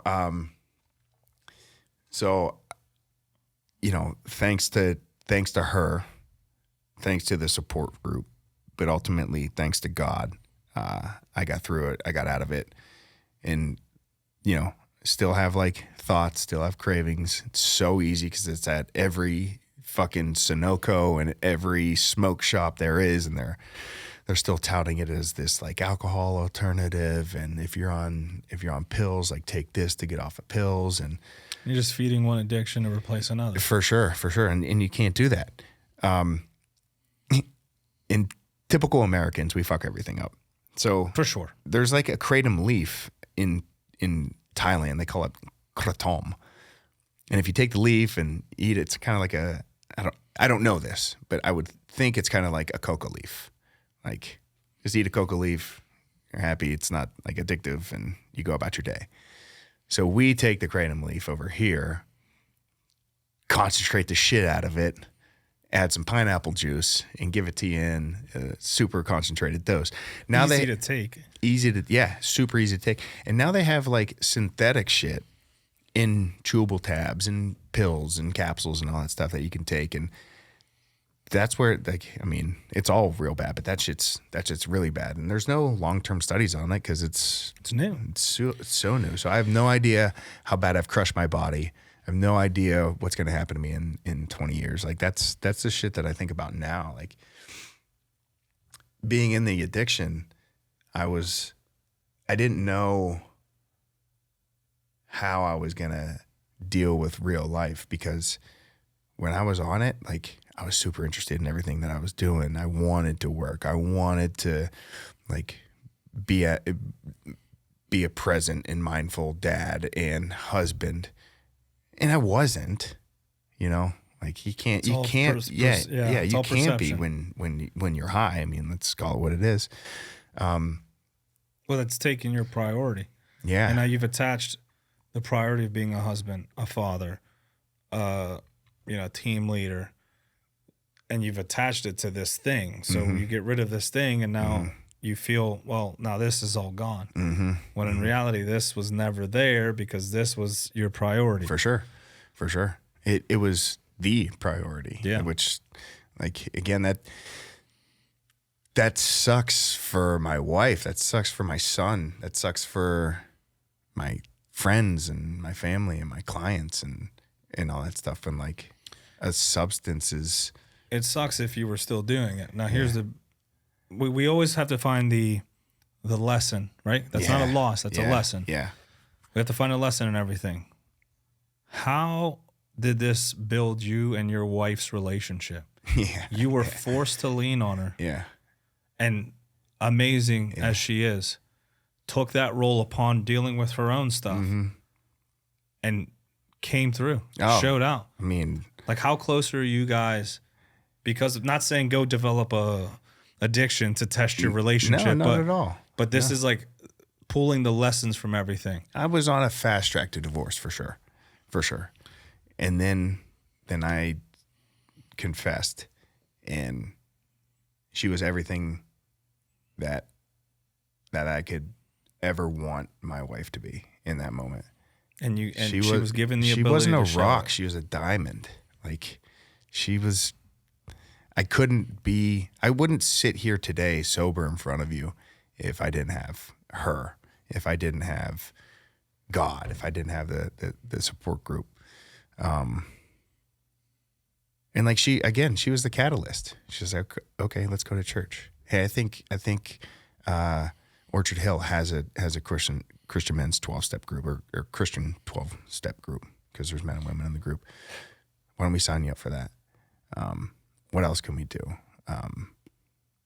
Hey, if you ever slip up, like, I'm here for you. Just tell me. Just tell me, you know? She reacted completely opposite of how I thought she should react and how I deserve to be reacted to. How do you deserve to be reacted to?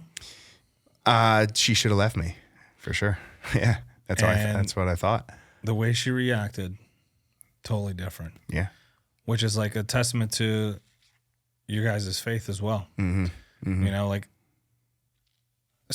to try to put this in ways that people can understand and hopefully they can apply to their lives, right? Because I hope no one's going through addiction, but if you are, or if you're going through something, or if something is done to you, right? Like, how should you react if someone, you know, disrespects you or attacks you or steals from you, whatever? You should react with violence.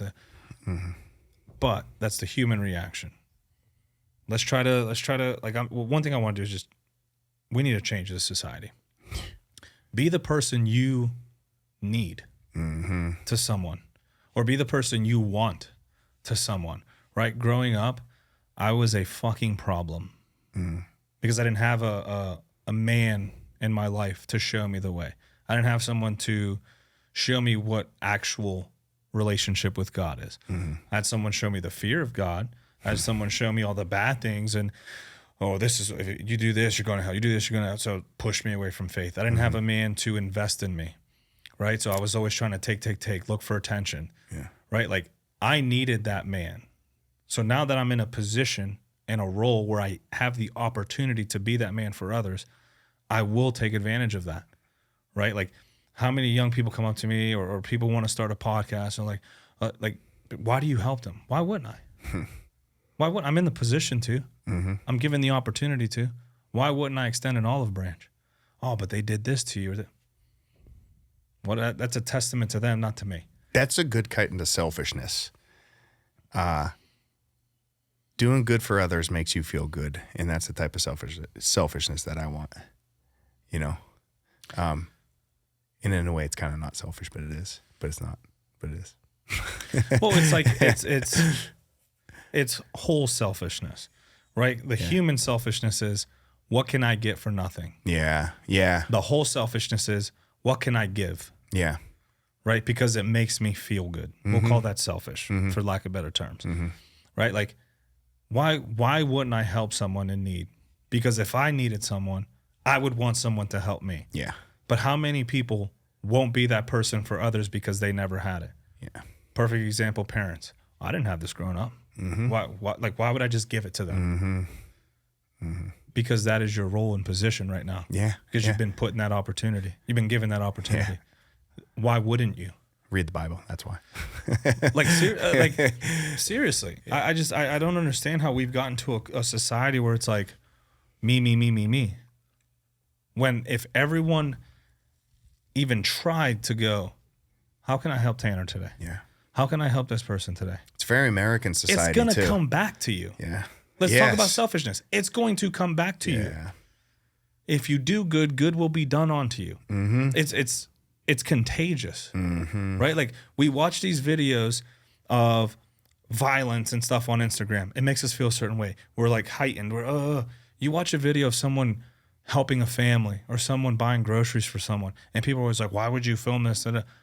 Why would you rather take in content of violence and hate and separation and not the content of the guy donating groceries to a family or helping the local family in need? Or there's this guy who he does his research and then he'll encounter them in public to see how they would react, and he pretends to be homeless. And then the person, usually because he's done his research and he knows they're going to react this way, when they help him, that starts the conversation to go, hey, I know you've been needing a car. Yeah. We, a bunch of us that got together and we got you a car. Yeah. And to see these reactions makes you overjoyed.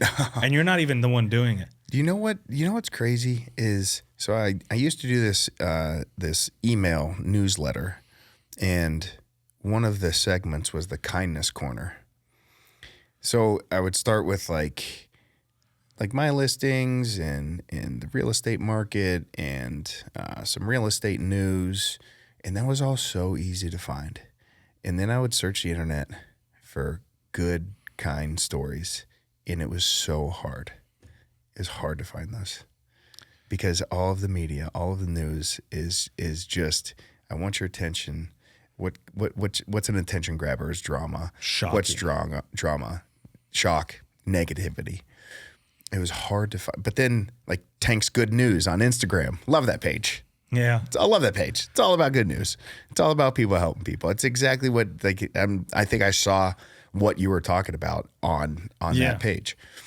Yeah. There's this other guy, I forget who he is, but he goes around, he just swipes his card for people's groceries. That's and it's so funny. And they'll be like, why are you doing this? He's like, I'm just riddled with guilt because I'm so successful. Like he makes it funny. And like this dude comes out, he's helping what he thinks is a single mom. Yeah. And then her husband comes out and he's like, oh, Bob, I'm happily married. I'm not trying to get at your wife. He's like, do you want me to? I cannot. I'll respect it. And the guy's like, no, we really need it. I thank you so much. He's like, okay, don't look at my pin. Like he makes it funny, but it's like, it's kind people helping kind people. Yeah. Right? Like we complain about how separated the world is, how horrible the world is. Are you the person who's showing the example of what it's supposed to be like? There's that dude running around in Pittsburgh doing that. Let me find out. He's I'll send you his page. If I knew it off the top of my head, I would definitely shout him out. I'm horrible with stuff like that. I know, but he's taking lock boxes and he's stuffing like 20s and hundreds in them. Like there's 1,000 or thousands of dollars. I've seen that. Yeah. One was in Mount Washington, I think. Yeah, they're all over the place. And every time I see the post, the bottom comment is, "Oh, someone claimed it already." I'm like, "How? How are these people so fast?" I need to set his thing on alarm or alerts. Get the alert. Yeah, but yeah, he's running around putting money in lock boxes, and like there's a code hidden within the video that he takes, and you can do the code and it's your money, or he hides it in a like a new bag, which is like a dope bag, and you get the bag and the money, and it's just like That's spreading awesome. It's getting people joy. outside. Yeah. Obviously, it's helping them because everyone can use some money in today's society. And he's completely anonymous. Oh. Yeah. I think. How about I say, I can't get him on the podcast. I have to like black it out and change his voice. That'd be a cool episode. We have hid the money in the studio. First one to find it. I find it. Yeah. Got it. It's been claimed. No, that's awesome. Like, dude, like stuff like that, dude. I can't wait till God deems me ready to put me in a position like that, because He knows I give away right now, and it's tough, but you got to be the example you want to see. Absolutely. So, to just be able to, like, a fighter having like, hey man, I'm like, how many fighters have I had on here? And they're like, yeah, like I'm literally like cutting corners just to try and afford this camp, and be having the opportunity to go focus on fighting. Boom, here's your camp paid for. That's awesome, dude. That would like, or people writing in like, hey, I'm going through a hard time. Like, boom, let me help you. How can't you be happy if you're able to do that for people? Sure. For sure. I don't know. I appreciate you sharing your battle with addiction, because I think a lot of people are addicted to something and may not even be calling it an addiction yet. I need to get these nicotine pouches out of my mouth. That's the next one. See, I'm not like my girl jokes that I'm addicted. She's like, oh, you just have to have one. And like, I'm not though, right? Like I'm not like, I'll go the whole day. Like if I leave them in my truck, I won't go to my truck to get it. I don't know if that's just because I'm lazy and don't want to walk. But I'm fine without it. But then when I do have them, I enjoy them. Right? Like same with alcohol. Like alcohol can be an addiction. The way I treat alcohol, like I don't drink at home. Only at social events. When I do, I like that fun. Hey. Don't get me wrong. But it's like arriba. Yeah. Yes, it is Full tequila. circle. Full circle moment. But like my relationship with it is where I remain in control. Right? Like, and that's how you have to apply it with everything. If you're hiding it from your significant other, if you feel shame in sharing it with someone, if you start to see these indicators, maybe ask yourself, like, man, is this an addiction? Right? Like food, porn, all these addictions that people push. These aren't addictions. Alcohol, pills, those are addictions. Like me wasting 6 hours a day on porn is not an addiction. I just love sex. And it's like, are you hiding it from your significant other? Dude, scrolling is an addiction. Bro, this was big for me in 2020, right? Everything shut down.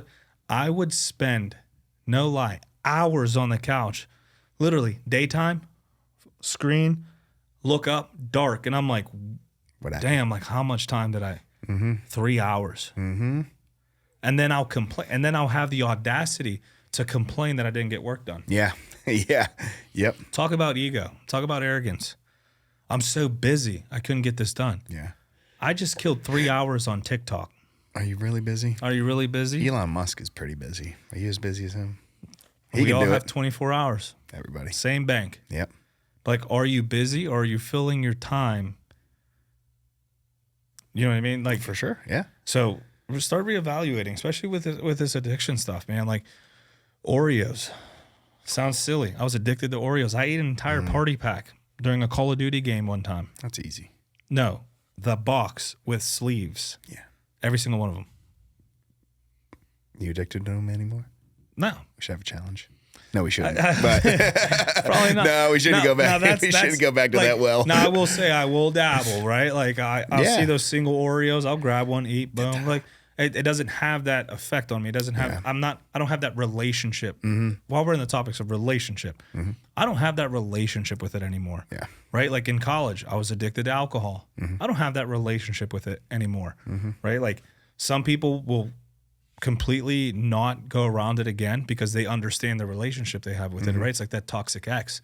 She comes around and you just can't say no. Yeah. And then you're back in it again. Yeah. Right? Like it's an addiction. Yeah. You know it's not good for you. For sure. And when you don't hear from it or you don't see it, it's fine. I'm not That's addicted a sex anymore. addiction. That's a sex addiction. For sure. So all these things that are taboo we don't like to talk about. I'm not going to put no one on blast, but ask yourself, like, man, what relationship do I have with alcohol, Yeah. marijuana, right? Like, do you smoke recreationally, or are you going into debt to get your fix? Yeah. Yeah. Are you hiding it from your friends? Are you hiding it from your significant others? Or you're not hiding it from your friends because your friends are the group that's inhibiting, that's making this a thing. And you don't want to challenge whether those are your true friends or not. Scary feeling. Scary feeling. I'll tell you that's kind of the cool thing about the Christian 12-step program. So in regular NA and AA, you know, they're saying that you can't replace an addiction with an addiction. In the Christian 12-step, they allow that, but the replacement is a relationship with God. Talk about an addiction. Yeah. That's an addiction we all should want. For sure. Absolutely. Show me a person that has turned to God and their life was worse off. Now, I will say this, because we're all human and broken. We can't look at someone's relationship with God and go, that's why I don't, right? Because at the end of the day, we're all human and we're all broken. Mm-hmm. And I think some Christians, and I'm a huge cop critic and I'm a Christian critic, right? Some people or some Christians get a relationship with God and then they start wanting to become God. And they're like, oh, you do this, sin. You do sin. You shouldn't do, oh, you shouldn't. Oh, and we start to get in this place where we start kind of replacing God and putting our judgment on people. And that's not to say, if you see a friend going through something, approaching them out of love and going, hey, brother, this Kratom thing's really, it's like, I know the type of man you are, the husband you are, the father you are. This Kratom thing's not in a line with who you are and what God wants for you. Like, as a brother, I should challenge you that way. But I'm not going to look at you and be like, dude, you're in that. I can't associate with you anymore. Yeah. That's the first thing I see. Oh, I can't. It's like, who did Jesus hang out with? Prostitutes, tax collectors, the vile humans of the earth at this time. Not because he was going to be affected by them, but because they were going to be affected by him. For sure. And it's like, you have to have a strong faith. And, yeah, I still need that button. Yeah, you do. You need to have a strong faith and belief, and you have to be, you have to really know yourself to be able to associate yourself with certain people to rub off on them and not allow them to rub off on you. You know, so if you are having trouble with that, you probably shouldn't do that. But the whole point of this is being like, don't, in becoming closer to God, don't try to become God. Oh, and that's for Christians sure. struggle with that. I think, and I struggle with this too. I think there's a huge difference of being a follower of God and having a relationship with Him too. Because in your example, I would say the follower wants to become the leader. But if you actually have the relationship with Him, and I'm working on my relationship with Him. And I want to, and I need to understand Him in our relationship, mine and his, my one-on-one relationship with Him. I need to understand it better. I need to understand what He wants for me. I need to trust Him more. But I think in doing that, then I'm on that relationship path instead of, this is the follower path. This is what was written in the book. This is what I should do, without understanding why, without understanding what's behind. Why does He want me to do this? Why should I do this? Instead of just like, okay, I'm going to go do a good deed. Well, why? So I like to, this is the way because I struggle with my relationship too, because I always pray for a very thin line so that when I'm off of it, I know, right? Because the last thing I want to do is misconstrue something. And my first prayer always starts with this: God, you know I'm dumb, you know I'm stupid, and I know you've planned for all of this. So please make it crystal clear, because I know you're planning for my stupidity in this. Just make it extra clear. Yeah. So there's a difference between knowing God and obeying God, right? Everyone knows God. Everyone knows of God. Even Satan knows God. Satan knows God better than we do. He walked side by side with Him at one point. So a lot of Christians know God. They read His word and they're like, this is what you should, this is what you should. But some of us don't apply it. Obeying God is love your neighbor. How do you obey God in that? when that neighbor does something dirty to you, you don't have to associate. Just being like, hey, I'm sorry, this is where the relationship went to. I'm going to pray for you. I'm not going to associate with you. I'm going to go my way, but I wish you the best. That's loving your neighbor. Yeah. Or what would we do? Man, fucking Tanner, dude, he was on the podcast the other day. This dude was addicted. I can't even associate with this. Like, is that loving your neighbor? And then I come to you and I'm like, hey, dude, we're boys. Hey, dude, we should be this. Hey, dude, is that loving your neighbor? Nah. Knowing God and obeying God are two different things in everything we do. Right? Like your addiction to porn or your addiction to sex. Knowing God says, shouldn't do that. And then we try to justify like, oh, but I really love this girl. I really love this. I'm going to marry her one day. This is how we show love. I know this. I know this. I'm going to marry her one day. This is fine. Yeah. Or, this, no one knows about this little link I have over here. Like I can still save face. No one knows about this. Obeying God is respecting that woman enough to go, I shouldn't be doing this. Like I'm really convicted inside. This isn't right for us to do. Oh no, I'm okay with it. I know you are. And I know I am, but I know it's wrong. Yeah. And I shouldn't be doing this. What Luke Wittich, love that guy, brown belt, one of my closest friends. He said, every time the devil tempts you to sin, he has to go and ask God for permission to do so. And God's like, that's my boy. I got him. Go tempt him. And so understand the role that the devil's playing in those sinful thoughts, in those sinful deeds, in those sinful acts. God's going, go tempt him. That's my boy. I got him. So live up to your role. Yeah. And here's where people will confuse this. They'll be like, what? See, how's God a good God when he allows that? And I'll say, God is such a good God that he's going to see me through that. It's your mindset, right? And I'm not going to pretend to understand God and all his divinity, but like, I don't try to understand things for him. I don't try to like, you know what I mean? And we do that a lot. Yeah. But like, just trust the process. Yeah. Like trust that if he's giving you something, it's because he's going to see it through. Not one time has something like losing a job, ending a relationship that was toxic, you find a new job, or you find your wife, you marry your wife. Not one time are you going, man, I know I found the love of my life. We're getting married. But damn, that girl I broke up with, man, that fucking, I wish that didn't happen. Yeah. Like, right? Like, Yeah. because something came of it, right? Like you lose this job, but then you get a job where you're doing something you actually enjoy. Maybe you're making more money. Maybe you can feed your family. You're not going, man, this is so awesome right now. I just wish that didn't happen. Right. No, you're like, I'm so grateful that happened. I'm thankful that happened. I didn't see it then. That sucked. Don't do that again, please. But like what came of it, I'll do it 10 times again if this is what it means. Like he gave me the courage to talk about addiction on a podcast. I pray that he used my addiction and then my triumph afterwards so I could be brave enough to talk about it.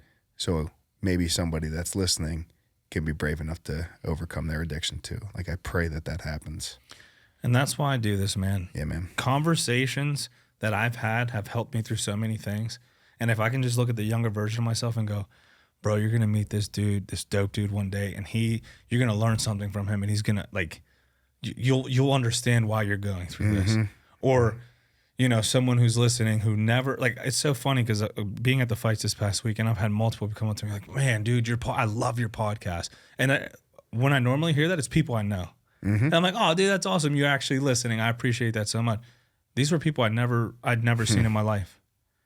Dude, and I sat back and I'm like, wow, like this is so cool. Like this is so cool. Like hopefully they're taking something and applying it. Right? Like that's the only reason I'm doing this. Dude, I told this story before. I think I told this when the last time I talked to you. The guy who wanted to commit, I can't say because YouTube's probably gonna want to cancel my videos. They've been real pricks lately. But he messaged me and he's like, man, I was actually gonna do this. And I listened to your episode with so-and-so, and he was going through this, and I was like, man, I just gotta fight through it. But he had messaged me before saying he was struggling. And I was like, hey man, if you need, like, talk to me, like I can point you into the right place. I know a lot of cool people who would love to hear from you. And then he read it and never responded. Dude, and I would message him every couple of days, and I'm like, dude, like, I hope that didn't happen. And months later, he sends me this message. And I was like, dude, you can't do that. Yeah. I was like, I don't know who you are, but I'm like, dude, like, straight. He's like, I'm sorry. I just like, as soon as I read that message, I was like, I got to figure this out. He's like, I deleted all my social media apps and I just focused on myself. And I'm like, that's the right thing to do. But gosh, man, like, give me a heads up. If you ended the podcast and didn't even release this episode, it'd be worth it. Absolutely. You saved a life. You saved a life. Bro, don't do that. You did. I love you, man. I love you too. I'll just leave it there. I love you, bro. Yeah. And I hope people in listening to you can, because right when people see you, you're big, you're strong, you have it all together. But like that's the beauty of this world. It's like perception is real. What you believe is real. So if you believe you can get through something, you can. Right? Like you're a perfect testament. People see you, they're like, oh, he's got off. Oh, maybe he doesn't. But look, if he's going through that, and I can do it. Absolutely. You know, so like I hope that Absolutely. this does inspire someone to push through whatever they're going through. I hope so too. Thanks for giving me the platform, man. Bro, you're always welcome. But we're not done because we got more platforming. Let's go. Right? Because I think jiu-jitsu is huge in helping you push through the fire. Because in jiu-jitsu, you're getting put in the fire too much. You're a Warren-style black belt. For the listener who doesn't train, earning a black belt takes over a decade of consistent physical suffering. Looking back at the 12 years, like what advice would you give someone, one, to get started and how to see it through? Because 12 years is a long time to be doing this. So what advice would you have to someone who is like, man, I hear what they're saying. Maybe jiu-jitsu, maybe I got to do, not just jiu-jitsu, maybe I got to do this thing that makes me uncomfortable. Like, how do I get started? We've already said it today. You've created the fear in your head that's keeping you from walking through the door. It is not as scary as you think it is. It is not as intense, and you got to be a macho man, and you're gonna get hurt, and you're gonna fail, and everybody's gonna make fun of you. Or, boy, the best thing you could do is take one step through that door, and the first person that greets you has a smile on their face and says, "Thank God that you came here. Thanks for coming in. Here's a loaner gi. You don't have anything, no worries. You can jump into class. Talk to me after class. Hey, how'd the class go? I didn't know it was going to be like that. I didn't know I was going to have so much fun. I got a great workout. And boy, I met John and Sam and Megan over there, and they were really cool. They really helped me out. And I didn't realize that I wasn't going to be left on my own. I didn't know that I was going to get taken care of. You create the fear that keeps you from coming in, for sure. And once you overcome that fear, and it's just like any other fear, like I had to overcome my fear of admitting to my wife that I had an addiction. And on the other side of that door, one step inside that door was all of the help that I needed. It was like it's what got me through. So, I mean, in jiu-jitsu, I just went through it with Chris on Monday. Like we're texting back and forth afterwards. Man, that was awesome. I didn't think I could do this. I'm so glad. How can I sign up? I want to sign up, and I want to do some privates with you. Like, He's becoming a nerd. Yeah. Jiu-jitsu nerds. That's out of respect. Yeah. It is, you can talk about addiction. That's a good one to have. Yeah. You know? Which is so funny because like dudes fighting fires in the city and going into very uncomfortable situations and, buildings that are collapsing and rooms that you can be trapped in and car accidents, and you're scared to hug someone for an hour. Yeah. Well, and it's funny because he was like, well, I don't know how I'm going to deal with like the closeness. And that was a fear. He's like, okay, I got over that one. Real quick. Mine is smell. Yeah. Mine is smell. Yeah. I'm a big smell guy, dude. Sniffer. I shower before, I shower after. And I like when the jiu-jitsu gyms say like, no strong perfumes or nah, I spritz because I want to be pleasant to roll with. A little double pista chesty. No, I use the good stuff. Do you know what I'm talking about? Yeah, the Axe commercial, double pista chesty. Yeah, like be considerate of your training partner.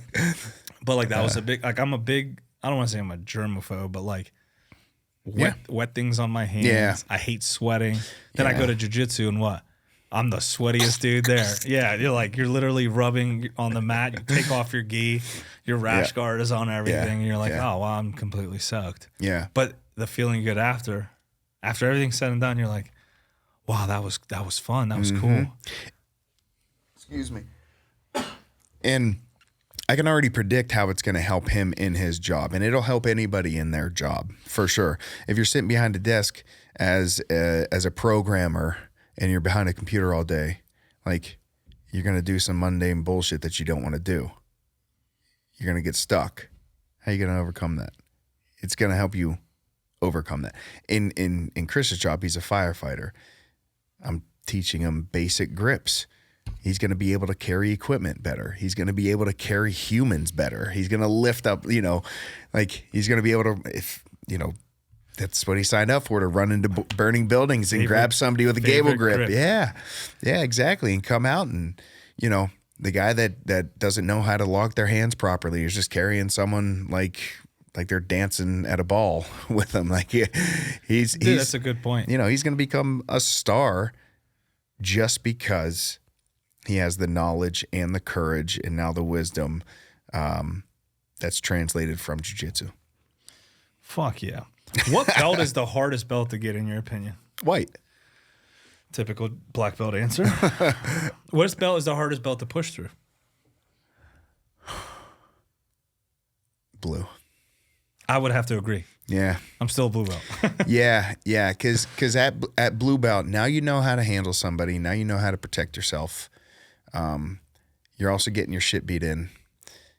Yeah, it's like a green light. Like they're like, oh, yeah. Now we can beat them up. Well, okay. So as a black belt, I will pick out blue belts so I can live drill on them while they're live training. So I'm gonna practice my shit, your fun stuff on you to get better. Nice. And you see a lot of drop off at blue belt. You're super, like, the white belt is a honeymoon phase. You found something new. You found something that you fell in love with. You understand that it's a long-term commitment, and you can see yourself. It's just like you met your girlfriend. You're 6 months in, and you're like, oh, I'm going to marry her. I'm going to be with her the rest of my life. And boom, that first sign of like setback, that first like, okay, now you're questioning whether this is what you should be doing or not. And then you don't go to as many classes as you once were, and your progress kind of slows down. And then you hit your first plateau, and kind of it's a journey. And if you're in it for the long haul, then you're going to understand that there's going to be setbacks. There's going to be challenges. There's going to be points where you pause. Injuries might take you off the mat. But if you just stick to it, I said in my black belt speech, just keep walking through that door. Keep swimming. Just keep swimming. Just keep walking through that door. Just show up. I don't care if it's once a week. I don't care if it's 5 times a day. Just show up. Show up. You're going to get better. You're going to be better than you were yesterday if you walk through that door. In the full circle moment, relationship. Yeah. You're in a relationship with jiu-jitsu. Yeah. Are you going to just quit and abandon her? Yeah. Or are you going to put your best foot forward? And your 100% is going to look different every day. Mm-hmm. As long as you're giving the 100% you have to give at that moment. Absolutely. Man, this episode's got fire lines. I need that button. It's over there. It's very far. I need to bring it over here. So, in the topic of jiu-jitsu and the white belt being the hardest belt to get, blue belt being the hardest belt to push through, you actually created an instructional called the Untappable White Belt, which could be found at tannerhallbjj.com. Thank you. Shameless plug. Hey. I love that title because instead of teaching people how to submit everyone, you're teaching them how to survive. Yes. Right? It's an inward-facing thing. Mm-hmm. It's very much what you do at white belt too. Yeah, because the misconception is you go in there and you're going to be this killer. Yeah. And it's like, no, you're going to go in there and learn how to not die. Right. So right. That's exactly it. Why is survival the most important foundation in not only BJJ, but in life? Because this is about relentlessness. Baby. Surviving. Well, a few things.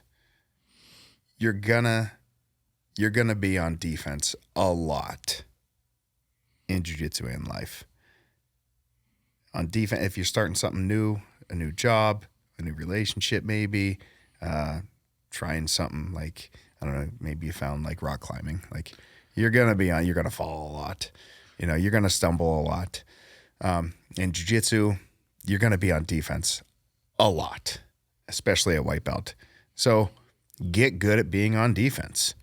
Get good at being able to defend somebody attacking you. And then once you're good at that, you gain so much confidence when you're on the offense, or when you're on the defense, you gain so much confidence from like being able to escape the position and then turn it into offense, that it's like, hey, let's just focus. If we're going to be here, let's focus here. Because I promise you, if you build this foundation, your entire jiu-jitsu journey is going to be way better than if you're just constantly focusing. Like if you're just training offense, if you're just going to classes to learn offensive moves, 10% of the time, it's not even 80-20 rule. 10% of the time, you're going to be able to actually apply that in a live training situation. You're always on defense. That's it. You're always on defense. Maybe, I mean, the 10% of the time, maybe you're going against another white belt. But you go against a blue belt or higher, you're on defense, period. So get good. Get good being there. Yeah, unless you're, I forget who are the brothers, the big brothers in jiu-jitsu? Which ones? The Rotolo brothers. Yeah. I went to CJ. They were constantly on offense. That is a very rare instance. But the majority of the time, you shoot something, it's counter. Now you're in defense. Mm-hmm.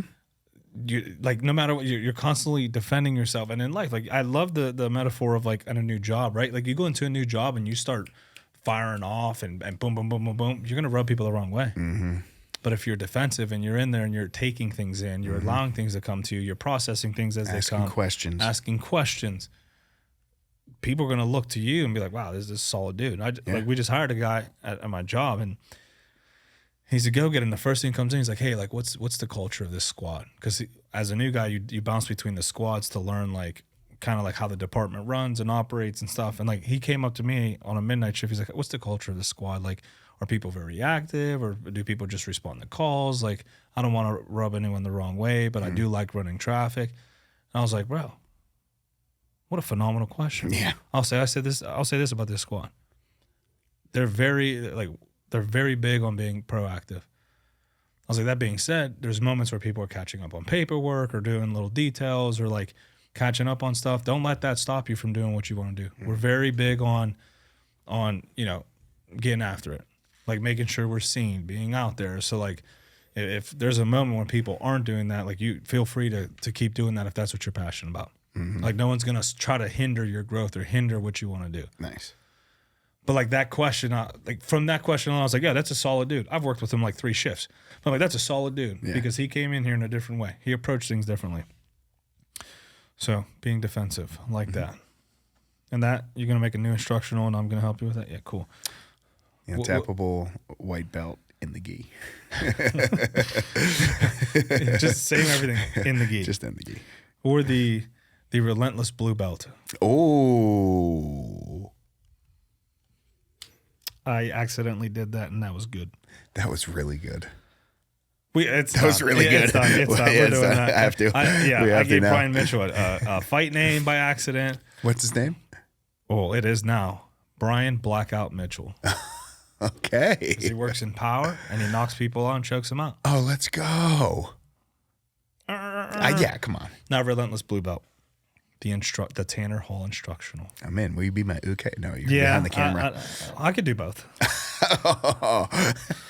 You're a big, strong dude in a black belt, but everyone says you're incredibly humble. Is humility a byproduct of getting tapped out by smaller guys for 12 years? 1,000%. Yeah. You jiu-jitsu is an ego killer. Absolutely. For sure. It's so funny because I go in, even recently, I'm a cop.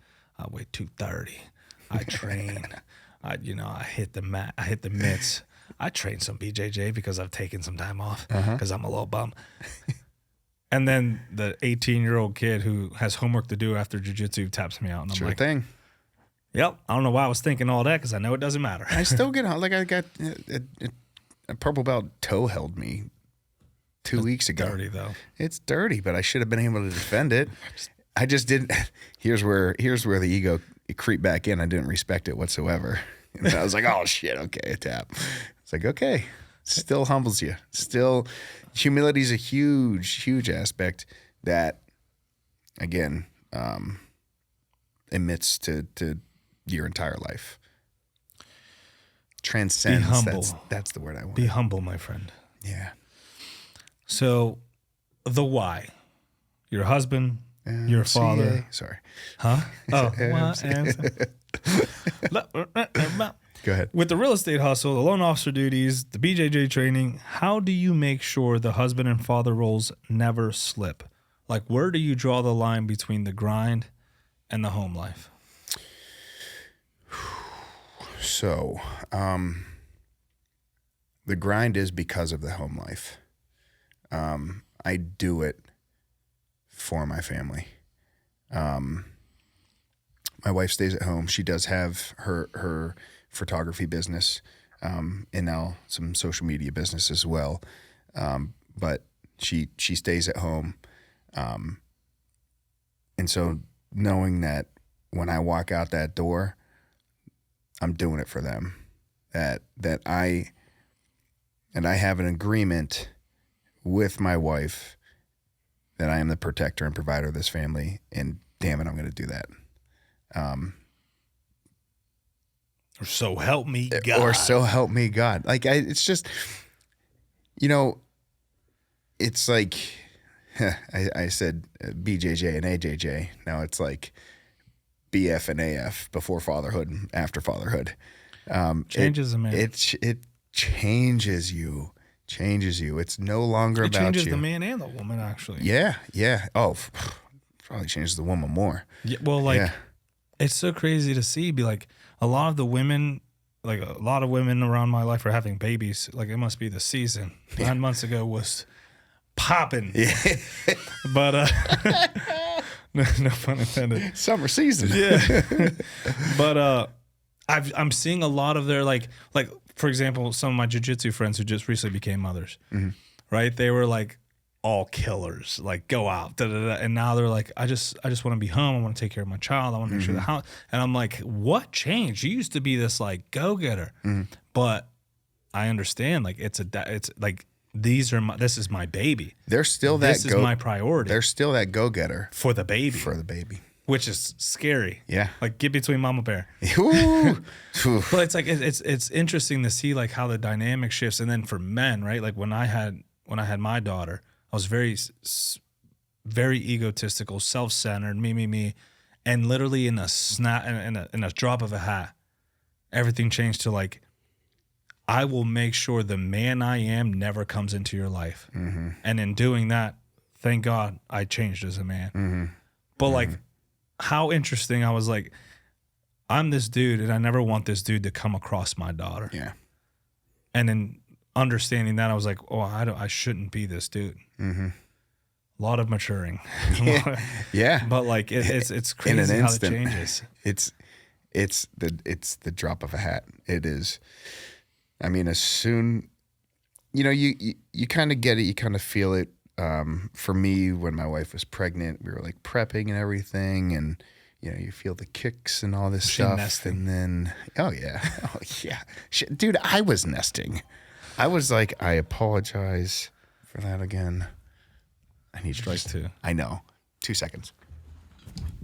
This is what the hustle looks like in real life.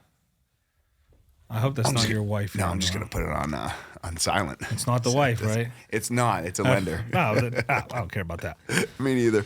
I don't want to get between mama bear. But dude, I was nesting. Like, we changed the light fixtures in our house, and we had fans now, and the drawstring on the fan was too long, and I just ignored it for like the 6 months that we were there prior to. And then once my son came, like, my in-laws were over, and I could not sit down. I couldn't sit down. I had to fix the drawstring on the, and then my father-in-law was like, "Hey man, sit down." I'm like, "No, I can't. I don't know what to, like, there's so much stuff I need to get done." And he's like, "You'll have time." He pats you. Sit down. You're learning. Enjoy young this. grasshopper. Yeah. My father-in-law is great. He's amazing. What is the number one lesson you've learned in life? I was going to say in BJJ, but in life, because we're talking about this change that happens as you become a father that you hope to pass down to your son. Like, your son is going to watch this in 20 years when he starts becoming a young man. What's his message? Oh man, there's a lot of them. I don't know if there's one. I think the you win or you learn is a big message I want to instill in him. I feel like I'm talking to myself when I say this, but like, hey, you're good enough. You're like, you're more than adequate. Go against the mainstream. You can carve out your own path. You're going to deal with adversity, and you're going to be able to handle it. I love you. You're loved. You know, you can always come home, buddy. Be your own person. Don't become the prodigal son. Please stay home. Yeah. All kinds of scripture in there. Yeah, for sure. But you are welcome home if you do. But please stay home. Yeah, right. Yeah.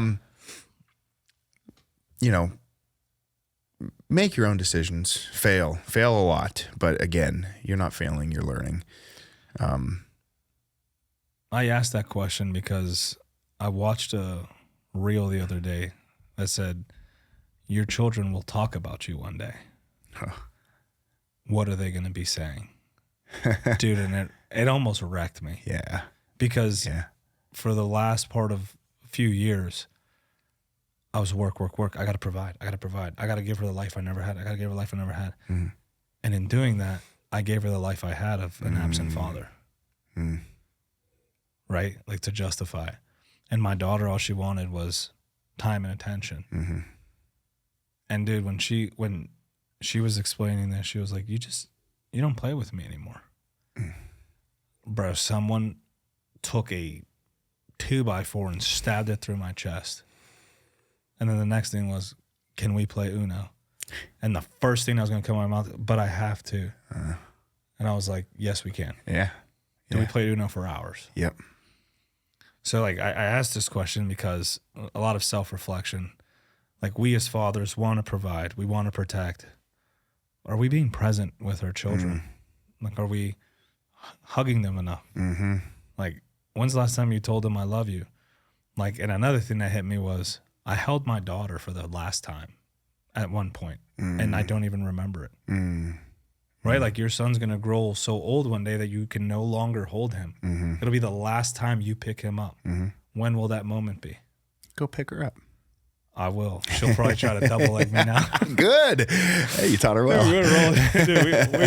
I hug her a lot because we roll a lot now. Yeah, nice. But just things to give people who are listening to this, and it's like, I know we have the best intentions of providing and hustling and grinding, and people look at Relentless, and it's like, that's what it's about. It's about going out and getting it, but it's like, how are you relentless with your family? Mm-hmm. How are you relentless with your wife, your husband, your significant other? Mm-hmm. Like, that's just as important. Yeah. And being with someone who understands that, right? Because, like, the relationship I'm in, I could tell her I got to go attack a small town.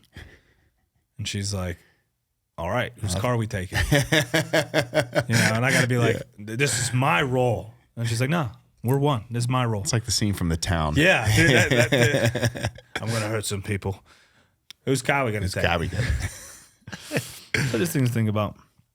But you're getting older. Yeah. Let's see if your reaction time is still sharp. This is where we get into the Relentless Rapid Round. This is a new segment I like to do. Make it fun. Good way to tie it out to end the show. Kratom free too, baby. Let's go. Kratom free. Yeah, you better be quick on your feet. Quick answers. What feels better, striking out the cleanup hitter with the bases loaded, or catching the perfect triangle choke? Catching the perfect triangle choke. Easy. Well, he's a big BJJ guy now. Easy. What is the most common mistake you see brand new white belts make on their first day? Going spazzy. Well, that's their second day, third day, first year as well. Yeah. Describe the 2026 Pittsburgh real estate market in exactly 3 words. A buyer's market. Oh, well, that was easier than I thought. You're a big guy. What is your ultimate no regrets cheat meal after a hard week of deals and rolls? Pizza.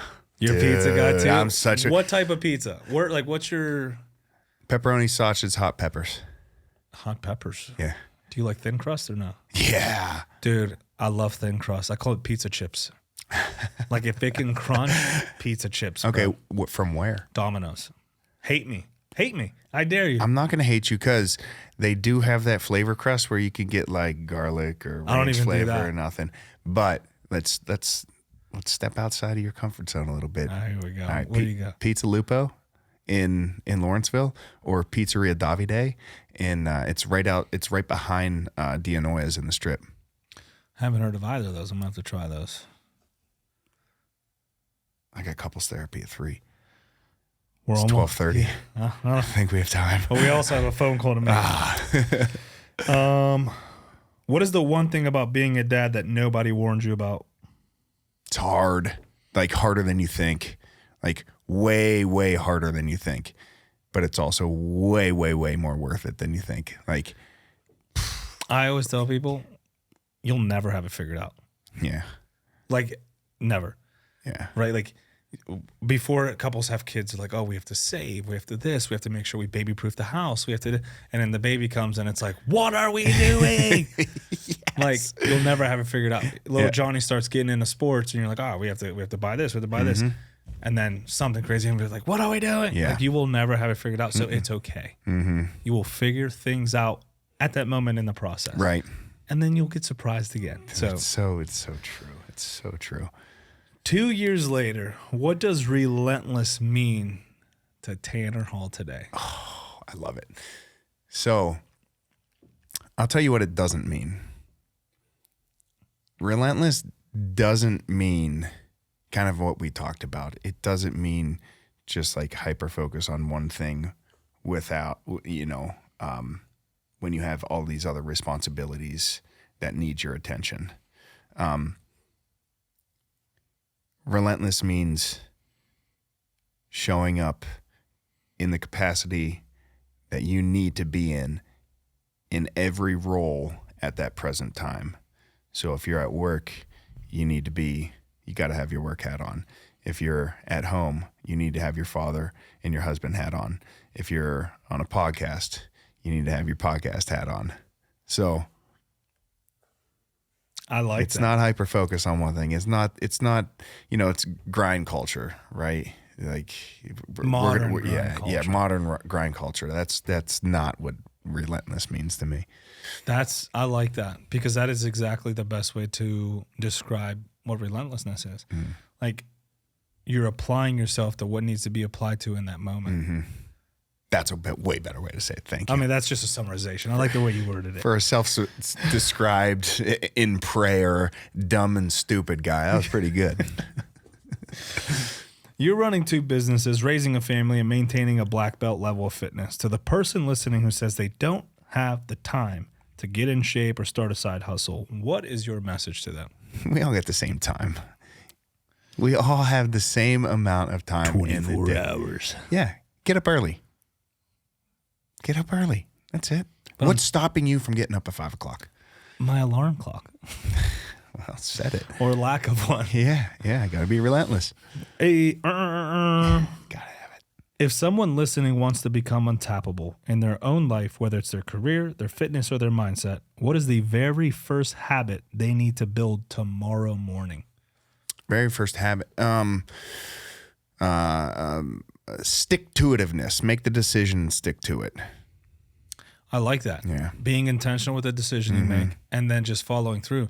Because you know what happens if you don't follow through the decision you made? You don't follow through on anything. You've lied to yourself. Yeah. You've lied to yourself. And that sets the tone for the rest of your day. So if you set an alarm for 4 a.m., respect that decision you made and follow through. Right. Be miserable. Yeah. Complain. You're supposed to. You're supposed to. Like, I love when people are like, well, you get up at 4 a.m. But I'm like, do you think I'm like, I wake up and I'm like, Mr. Relentless. I am miserable as I'm walking out, taking my pre-workout, driving to the gym. I'm always like, oh, I could turn back now and get another 2 hours of sleep. Then I get to the gym. Then the pre hits. Yeah. Then the pre hits and I'm like, I'm going to shred this. Yeah. It's like, yeah, that's fine. Have those conversations with yourself. Following through, though, is going to set the tone for the next time you have to wake up early or the next promise you make yourself. Yeah, it's like atomic habits, like little habits. 5 minutes a day or making one decision and sticking to it, like, can change your life, can completely change the trajectory of your life. That's where I got it from. Nice. I think I have the book over there. It's at home. Atomic Habits, good book. Yeah. You're at Remax now. Shout out. The instructional is out. The new one probably about to be filmed here soon. Yeah. The family is growing. What is the vision for Tanner Hall over the next 12 to 24 months? 12 to 24 months? Boy, I'd love to buy a bigger house. So got to make some financial moves here. Maybe sell an investment property or two. Kill it in the real estate game, build my team, keep sending you leads, keep training you. Yes. Yeah. Teach me as I know nothing about real yes. estate. Or jiu-jitsu. Get your girl on board. She's working on it. Yeah. Sell as many loans as I can.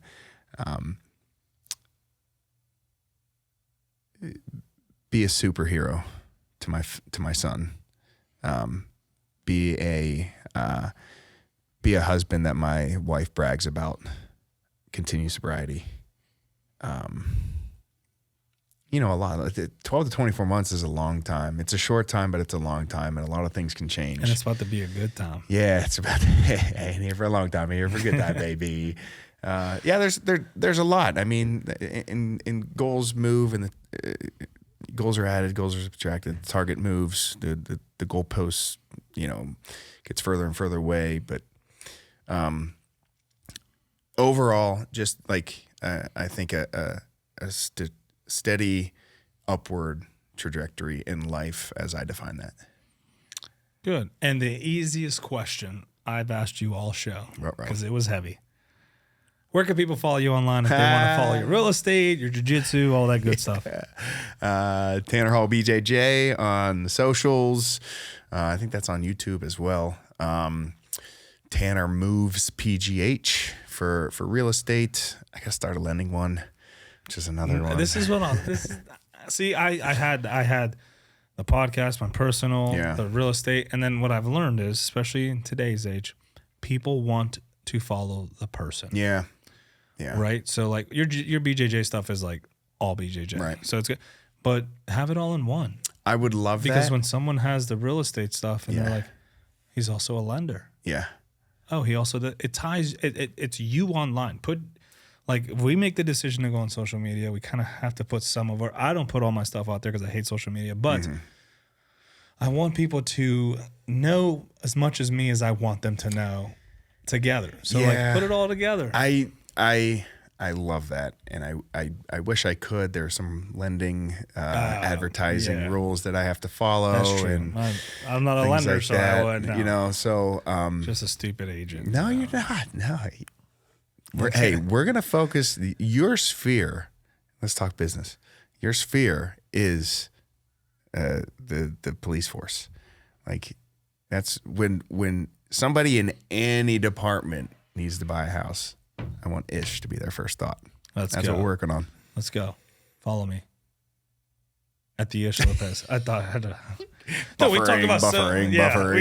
I'm going to put a little. We talked a lot of stuff. The last thing I'm thinking about is my social media handle, the Ish Lopez. No, brother. But that is it. I appreciate you for jumping on the Relentless project and sharing your story and getting vulnerable and making us laugh, making us cry, all that good stuff. That's what it's about. That's life, baby. What Jimmy Valvano, I think his name was, when you've laughed, when you've cried, when you've loved, you've had a complete day. My day's complete. Yeah. This is the one with Tanner Hall, and we are out. Later, my brother. My man, thank you. And that was the homie Tanner Hall. Before we get out of here, I have a challenge for you this week.